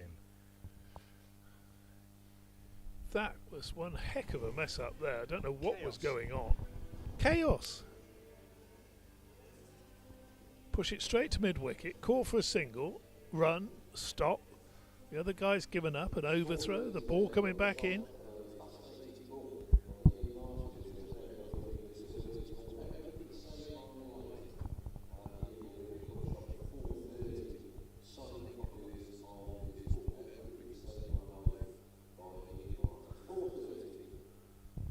$71 for 2 here. So what do I need? 98 at 10.9. Well, he did it. He did his best to give his wicket up there, Costin, I think, but didn't manage to do it. Drives this one down to long off for a single. But going back to your point, David, about the reverse sweep, I think there's a time and a place, isn't there? Really. Even just the conventional sweep, when I played, I never used to play it unless I couldn't score in other areas. You know, if I couldn't score off an off spinner through mid wicket, through mid on, or perhaps if he dropped a little bit short, giving myself room, I might look to manufacture something. Of course, that was all pre-reverse sweep. But nowadays, if you've got the reverse sweep, if you've got that club in your bag, if you'd like to put it that way, you don't have to use it, do you? Sometimes I think players actually think they do. Incidentally, first time ever, I'm trying to think the first time I ever saw somebody play reverse sweep. I remember somebody playing it in a knockout game or whatever, and I was playing for Old Hill. And there's a conventional sweep, and he's played that nicely down to long leg, chase round for field, a good sliding save. And they come back for 2, 74 for 2. And Mushtaq Mohammed was in our side, and he said, I invented that shot. And a few people said, no, what are you talking about? And he said, I was the first ever to play that shot. And he claims to this day, this one's driven back to the bowler, to this day he claims that that is the case, that he was the first ever on the sort of international stage to actually play a reverse sweep. He certainly was the wristy sort of player that does it very, very, very easily nowadays. Well, the guest umpire, who's now departed, Mr. Mike Gatting, of course, played the reverse sweep, was one of the first exponents of it regularly. And I think the first time I saw it played, well, I was lucky enough to see him score a couple of hundred in Madras. You remember in the 1980s, Yeah, Frank, back in the...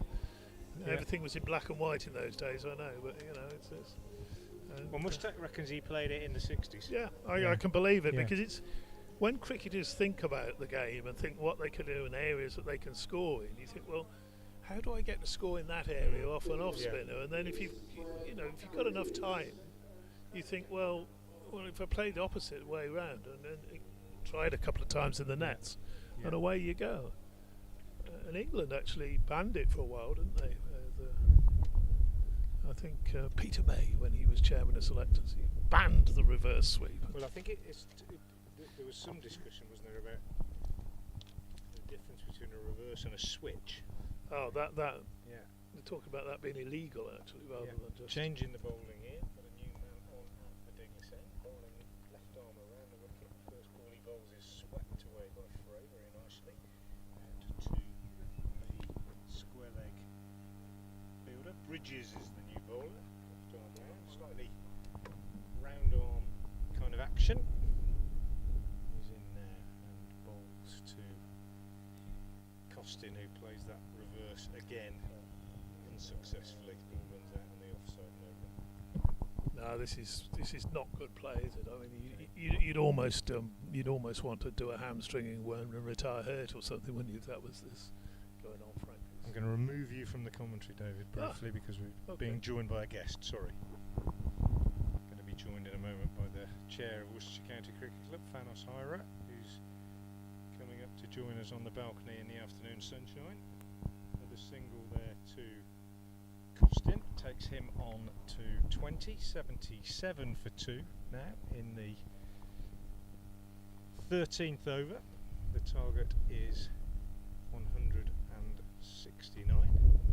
As I said, delighted to be joined by the chair of Worcestershire County Cricket Club, Thanos Hira. Hello, Frank. How are you? Thanos, lovely to see you. I'm very well, enjoying the spectacle over a gorgeous sunny new road here this afternoon. We've already had a little discussion and explained to viewers and listeners about the significance of this day, but from your point of view as chair of Worcestershire, just how important is it to you that the county is part of this whole disability hub set up in the city? Oh, it's enormously important to us, and today's a glorious day. I think for I know it sounds quite pompous, but for cricket, we talk a lot about how inclusive cricket is, but what better example than today? I think you were here at 10:30. We had 100 children, from the whole Send School programme, on the outfield playing cricket, and then we've got today, the physical disability game against the Lord's Taverners, a great spectacle here, ahead of our T20 game, first ever. So I think it's just building on many things that we've focused on here at Worcestershire over the last few years. Yeah, absolutely.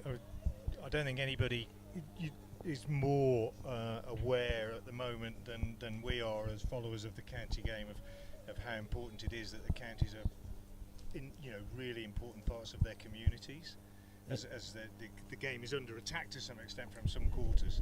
So if your county club can be very much part of the community in this sort of way, it's especially helpful. I think it's really important that we all kind of showcase how authentically inclusive we are. So at Worcestershire, we delighted in 2019 in being involved in the Physical Disability World Cup. We work so closely with the university in an amazing all-inclusive programme, inclusivity cricket centre that's being developed now alongside the ECB. So I think there's real tangible evidence of things that we've been doing in the community for quite some time, and I think it's a delight. I think the work that our recreational cricket board do in terms of promoting sport, not just in terms of areas where there's deprivation and all that socio-economic problems, but also in disability. The programs that they do there are immense. This one's down the ground, and that's a very good catch. So Hammond gets a wicket, key wicket, and the England physical disability team take another step towards taking control of the game. 81 for 3 now in the 14th over, and the run rate creeping up towards 14. Good effort by the disability side. They've bowled and fielded pretty tidily, and they've got themselves into a position of some strength here against the Lord's Taverners. Just going back, Thanos, to our discussion about inclusivity and the learning difficulties that some cricketers can be afflicted with. We were saying earlier, we've got physical disability side out here, and it's tangible. We almost know exactly what that is. We can see that some of them have got visible disabilities, but there's so much more to it than that, isn't there? Yeah, absolutely. There's this is a physical disability team that's playing today, but there's all sorts of other forms of cricket that's being played, as you say, with people that have got other forms of either learning or physical difficulties. So yes, absolutely. I mean, cricket or sport indeed, brings so much to society, and I think that irrespective of whatever you're dealing with, that there ought to be a place for you, and I think today's a great example of that. Yeah, absolutely. I couldn't agree more, and I just think also, it's so wonderful to see that it's inclusivity in cricket that we all know is so important is recognised not just at school level, not just at club level, but here at the very top level. Allowing a physical disability side to play on the county ground at New Road. Not only that, but as you said, for the club to have hosted a disability competition in the past, to be part of this whole movement is just, in my eyes anyway, a fantastic contribution to the community from the club. I totally agree with you, and I think it's not just our community. It's every county. Another wicket there, unfortunately, as the new batsman Askin is bowled. Key over from this from Hammond. Picks up his second. It's 82 for 4 now, and it's looking a tall order for the Taverners, but who knows, they might well have been holding back a couple of key men and we could still be in for a lively finish. But the run rate's over 14 now, 82 for 4 in the 14. I was just saying it's important for us, not just in the community, but also, as I mentioned earlier, the Inclusivity Centre. It's going to be the best, indoor school in the world. Until somebody builds a better one. But that obviously showcases, how important it is to us as a county. And I suppose every county specialises on one area, and that's something that we want to do. We want to be the home of, disability sport, and certainly cricket. Yeah, I absolutely agree that all counties are committed to improving the game in as many ways as they possibly can, but I think today we'll excuse ourselves a little bit of backslapping and say it's great for Worcestershire to be involved in that, and it really is. And thanks for joining us. And pleasure. Thank you, Frank. Telling us all about it. Thank you. From your point of view. Thank you. Okay, back to the cricket, and it's 82 for 4 with the loss of that wicket. Last ball of the over coming up now from Hammond, and it's a nice one in the block hole, played defensively back up the pitch by Meredith. 82 for 4.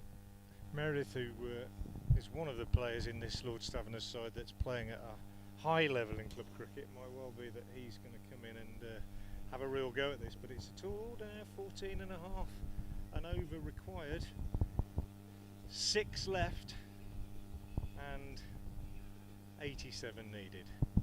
First of them is going to be bowled from the Diglis end.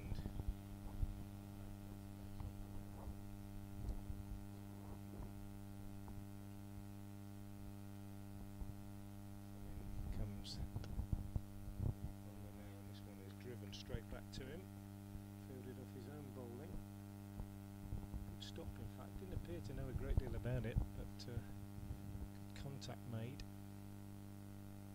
and no run added. In again, bowls, and he's picked up a wicket, bowled him round his legs. Frey going for the sweep shot. I think middle stump removed, and it's 82 for 5. It's falling apart a little bit for the Taverners. Frey goes bold, Bridges for 9. He faced 13 deliveries, and it's 82 for 6. David Townsend is back alongside me. It's tall order now, David. Yes, they've lost their way, haven't they? From the time that Amin got out, and they were probably 10 runs behind where they should have been even at that stage. And going to take some doing from here, Frank. Yeah, Meredith is one of the players I was saying who's playing league cricket at a good level. He's just come to the wicket, and maybe they've been saving the best till last. Gus Mackay is joining him, so I think we're going to see a bit of an assault in this next few minutes, David. Well, they need it. 5 overs to get 80 something runs, 87 runs, 5 and a overs. Very nice forward-looking defensive shot there, Frank. But he needs to start finding the boundaries and start clearing the boundaries. He's allowed one to play himself in. No, that's old school thinking.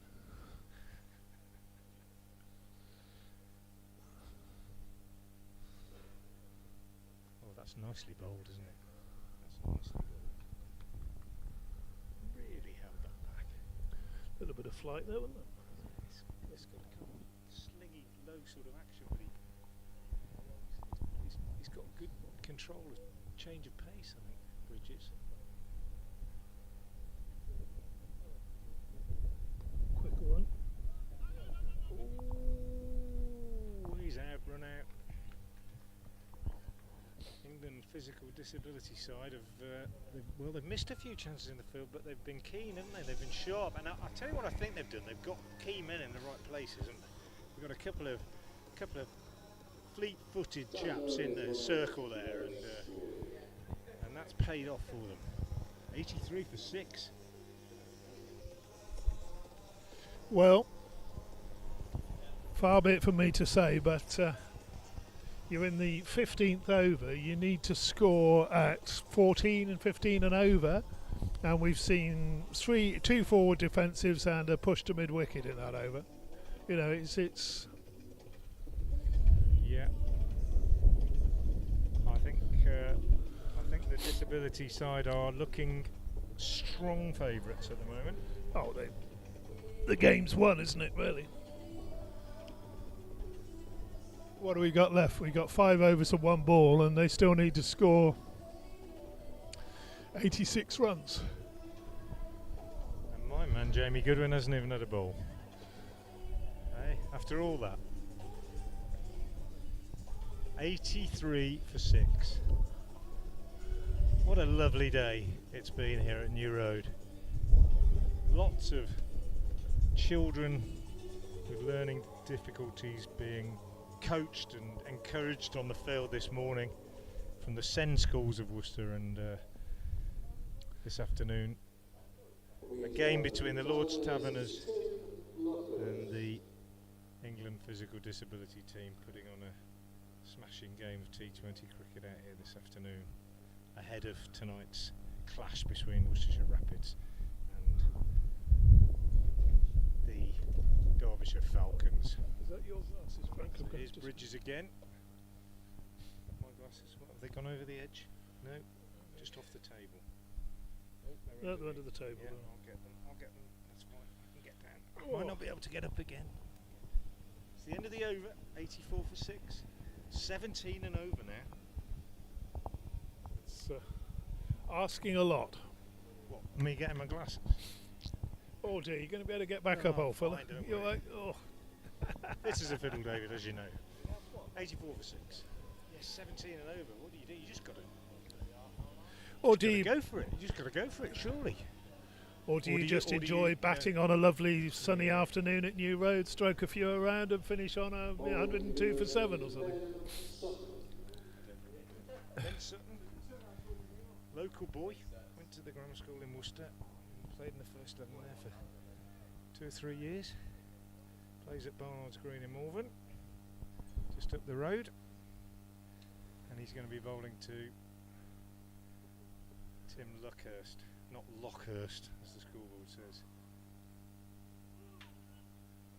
Very neat piece of stumping. You'd Uncle enjoy Brian wouldn't have been very happy with that shot though, I don't think. that. Is it Uncle Brian or is it sort of distant second cousin Brian? Or It was a something? good piece of stumping, and you know what, he's left-handed, this keeper. I think that sometimes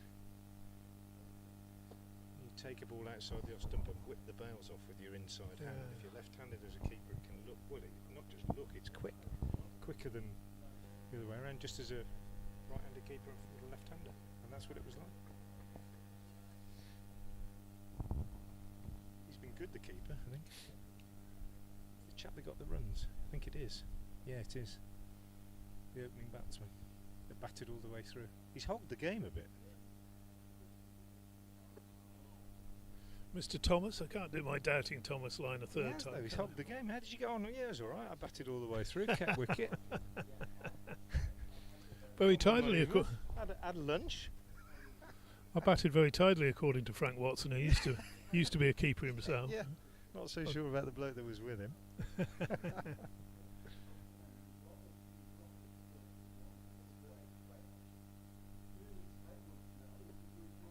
I'm going to make a bold prediction, DT.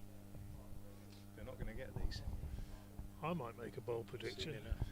and suggest that they might actually struggle to get 120, Frank. Never mind that. Still 81 runs Stroll in the required. park now, isn't it?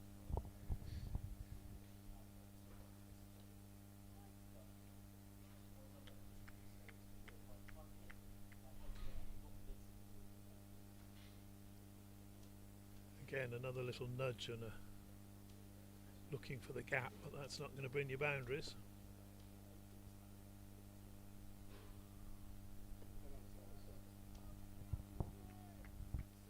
I might revise that and say they'll struggle to get 100. Well, it's the end of the over. It's 20 and over now. Well, it's To interesting, be fair to isn't it? Sutton, he lobbed it up there, gave him every chance to hit it, but unable to make real contact with it. Mackay is 3, Luckhurst is 2. 88 for 6, the Taverners. They need 81 off 4. And Bridges continuing with his left arm spin from the Diglis end. He's been very tidy. I would hazard that they're not going to get them.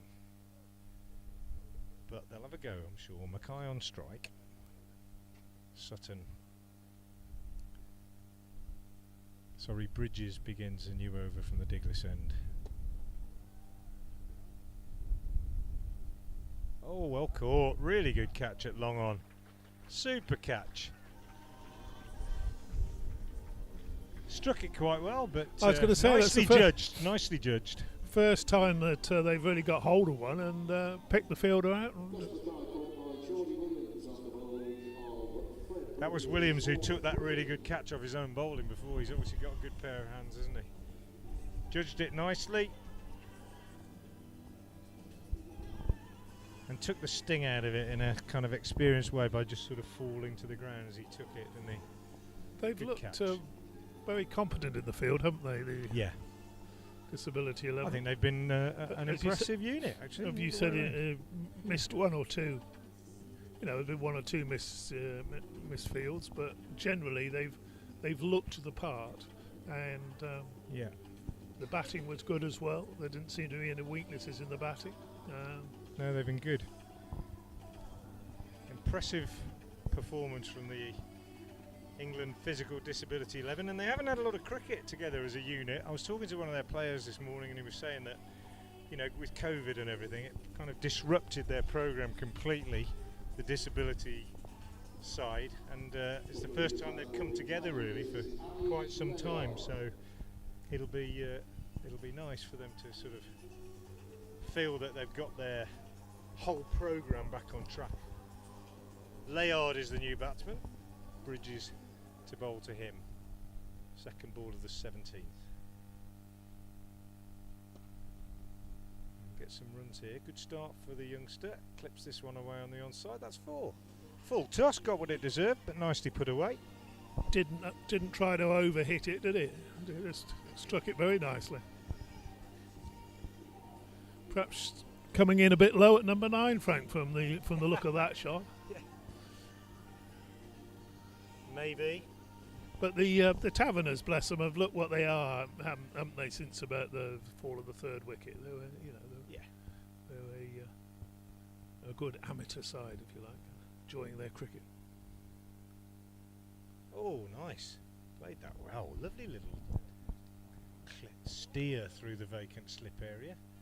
Gone down to the boundary. They've taken 2. They'll only get 2. A good shot. He started well, only 6 off 2.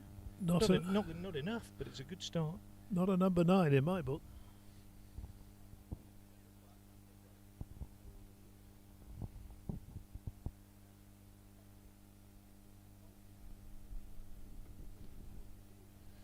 Got that away as well, just the single. But again, that would have that had enough legs on it to reach the boundary, had it not been to the field.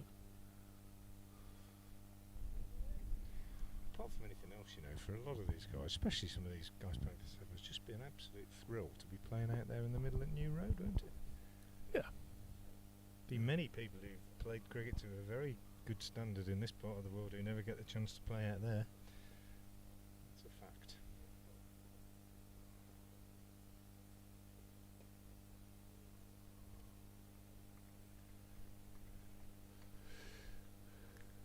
Nice little nudge single.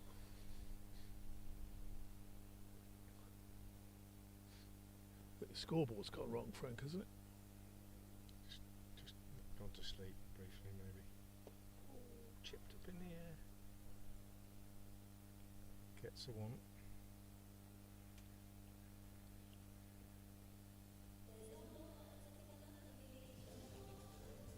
I reckon it's 98 for 7, is it? No, maybe they'd already put that one on. 17 gone, 3 left. What we do know is that they still need 72 to win. That's 24 and over. They hit every ball for 4, they'll just make it. Yes. It's not going to happen. 97 for 7 then. Thought we might have seen the ground start filling up a little bit more than it has this afternoon as we approach the Rapids game tonight, but not really much sign of that yet. A few spectators beginning to arrive as Sutton continues from the New Road end. Classic example of what you were saying there. It's gone for the reverse, premeditated, and it's turned out to be a leg stump full toss that he could have hit anywhere. As it is, he just steered it to the fielder. Yep.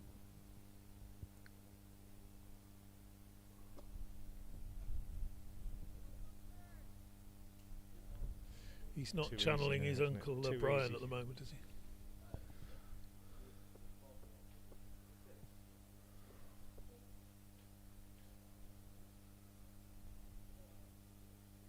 Oh, he's bowled him. Inevitable. 7 for 8. Inevitable. These two left-arm spinners have just been a bit too good, haven't they, in this last few overs? They've got any chance of acceleration, they just kind of squashed it, and now they're just forcing home that advantage. Really good bowling.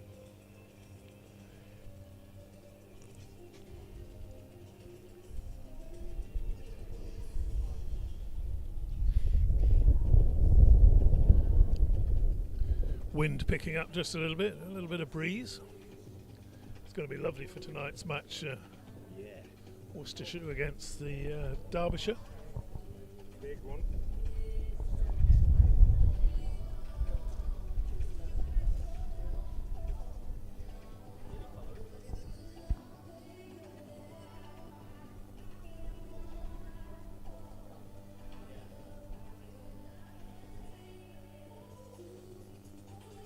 Coming into bat for the Taverners is Wakas Ali.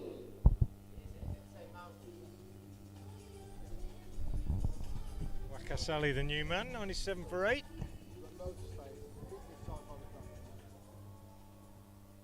Absolute nightmare situation to come into bat, really, isn't it?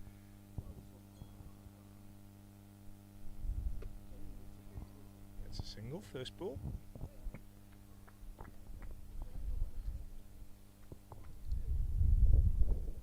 No pressure though, Frank, to be fair. No, but you don't quite know what to do. Do you just go for if you whack it and get caught, you look a bit silly. If you block it, you look a bit silly. Just not really much to be gained. Just enjoy it, I suppose.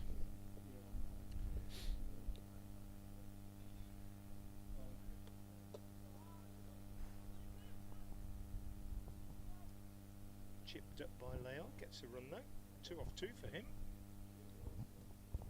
Just lost their way, didn't they, after that first power play, really? Yeah. That over 6 to 10, 11, just lost their way, really. Didn't really have the depth either, Frank. They didn't, I don't think. End of the over from Sutton. Ali keeps the strike. Well, they're going to get 100. They've reached 100. 100 for 8. 2 overs left. Still need 69. And If it was a game of we're just snooker, kind of going through the motions of these last 2 overs now. game of snooker, they'd be racking the balls up again, wouldn't they?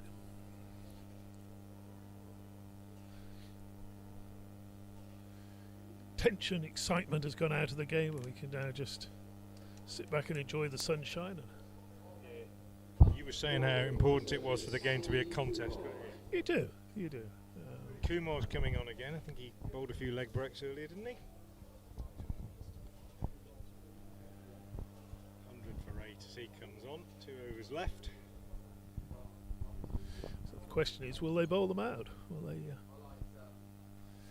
they take these final 2 wickets, wrap up a very impressive display by the Disability 11? Early bowls, that's fizzed through. First ball, take. I tell you what, that wasn't on the onside. That wasn't a bad delivery, was it? Delivery. Oh, one earlier, I thought. Too good for you, lad, as I think Fred Truman used to say.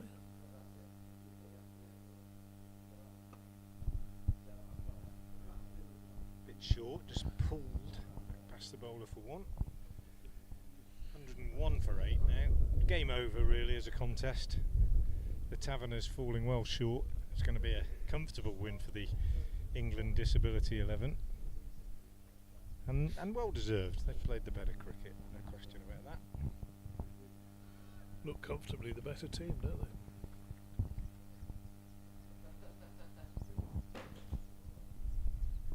DJ Bravo arriving for the game tonight, just going up the steps to away to our right. Pulled magnificently last night at Wantage Road. This is a dot ball dropped by the keeper. 4 for 15, I think. Sorry, 4 overs for 15 in a game where the other team scored 220. Extraordinarily good. Yorkers to order. This one turned away on the leg side. Keeper in pursuit. They take a single. 102 for 8. He's my man of the match, I think. The keeper. Yeah. All the way through. Yeah. Kept tidily. Been really impressive. Must be a bit sore now, I would imagine, having been out there for the whole day and a long. It's a Not for about 2 hours. 2020, Frank. He's a young bloke. You'll be one of these. There we go. End of a good over that from Kumar. Just one left then. 102 for 8. We're nearly at the end of this game. It's been a wonderful performance by the England Physical Disability 11. And it's the taster for tonight's game between the Rapids and the Falcons. More than that, it's a celebration of Worcestershire and Worcester's commitment to inclusivity and disability in cricket generally, coinciding with the opening of a disability cricket hub in the University of Worcester, and the fact that the city and the county are going to become synonymous with disability cricket in this country as we go forward. That's what it's all about here today.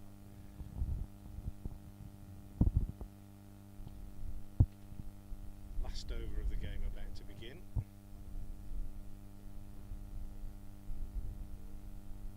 And it's O'Brien, who's been a key figure.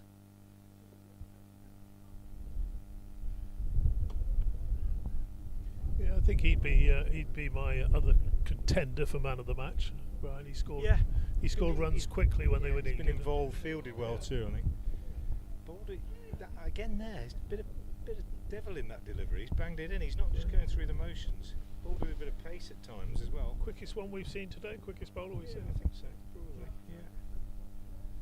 Yeah, he's got some shoulders, hasn't he? Puts it in, hits the deck, as they say.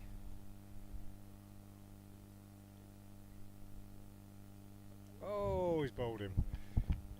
Nicely bowled, took the pace off that completely actually, and the batsman going for that sort of premeditated little ramp, and that's the last ball you want when you do that, Yorker, and he got it all wrong, and he's gone. 104 for 9. It's not O'Brien, it's Williams apparently, so we've been singing his praises and it wasn't even him, David. Williams is the man who took the return catch earlier on and then took that good catch at long on as well. Got the binoculars on him now. Turn round, I want to see the name on your shirt. Turn round, he won't. No, it's O'Brien. We knew, David. What is this public address announcer talking about? O'Brien and Williams have swapped shirts. No, it's O'Brien. Thought it was. He bowled well, and he's been impressive. And they're 9 down. Mahmood is the last batsman. 4 balls remaining. What will he do? Does he think, I want to see if I can hit a boundary? Or does he think, Bit of red ink. I just want to stay in? O'Brien knows what he wants to do. He wants to get him out. Mahmood off the mark, pushes that back past the bowler for a single.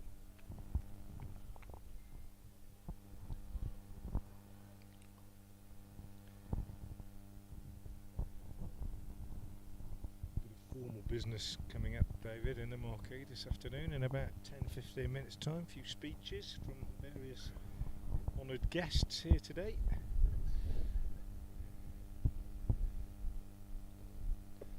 Dot balls. This one's not a dot ball. Yorker turned away for a single on the leg side. Be welcome to come and join us if you want to avail yourself of the hospitality again. Nice little bit of salad for lunch today. So 2 balls left in what has been a tremendous performance by the Disability 11. O'Brien in again, bowls. Heaved away for a single by Mahmood. Down to long on. Flynn the fielder. In all seriousness. Can they wrap it up with a wicket? Sorry? Can they wrap it up with a wicket? In all seriousness, a pretty impressive performance. It has been, this yeah. side. Yeah. They've been on it, haven't they? They've looked a unit. Yep. They appeared to have a good plan when they batted, and they've fielded and bowled impressively. And it's finished off with a slower ball from O'Brien, driven down to long on for a single. And at the end of that over, the end of the innings, the end of the game, the Taverners are 108 for 9, which means that the Disability 11 win by 60 runs, and that just about does sum up the difference between the two sides. They have been excellent, and it's been an excellent exhibition of, to put it bluntly, just why having a physical disability doesn't mean you can't still play cricket to a high level, David. Some very, very good cricketers out there. And as you said, their plan, they look coached, they look as though they are a very well drilled unit, and they knew exactly what they wanted to do when they were batting. Didn't go at it from the start. Just played themselves in a little bit. That first over we thought, they might struggle to get 120 here, but then after that, exactly. Looked good, and I think they would have tested far better teams than this Lord's Taverners side this afternoon. Thank you very much to David Townsend, who's been alongside me this afternoon. Long time since we've worked together for that length of time, probably about 30 years, I should think. It's been a pleasure to be with you. Do stick around on the stream, because you're going to have the Rapids against the Falcons at 5:30 start. That will be brought to you by Dan Wheeler and Sally Bentley-Reid. But for now, thank you for being with us, and I hope you've enjoyed our coverage.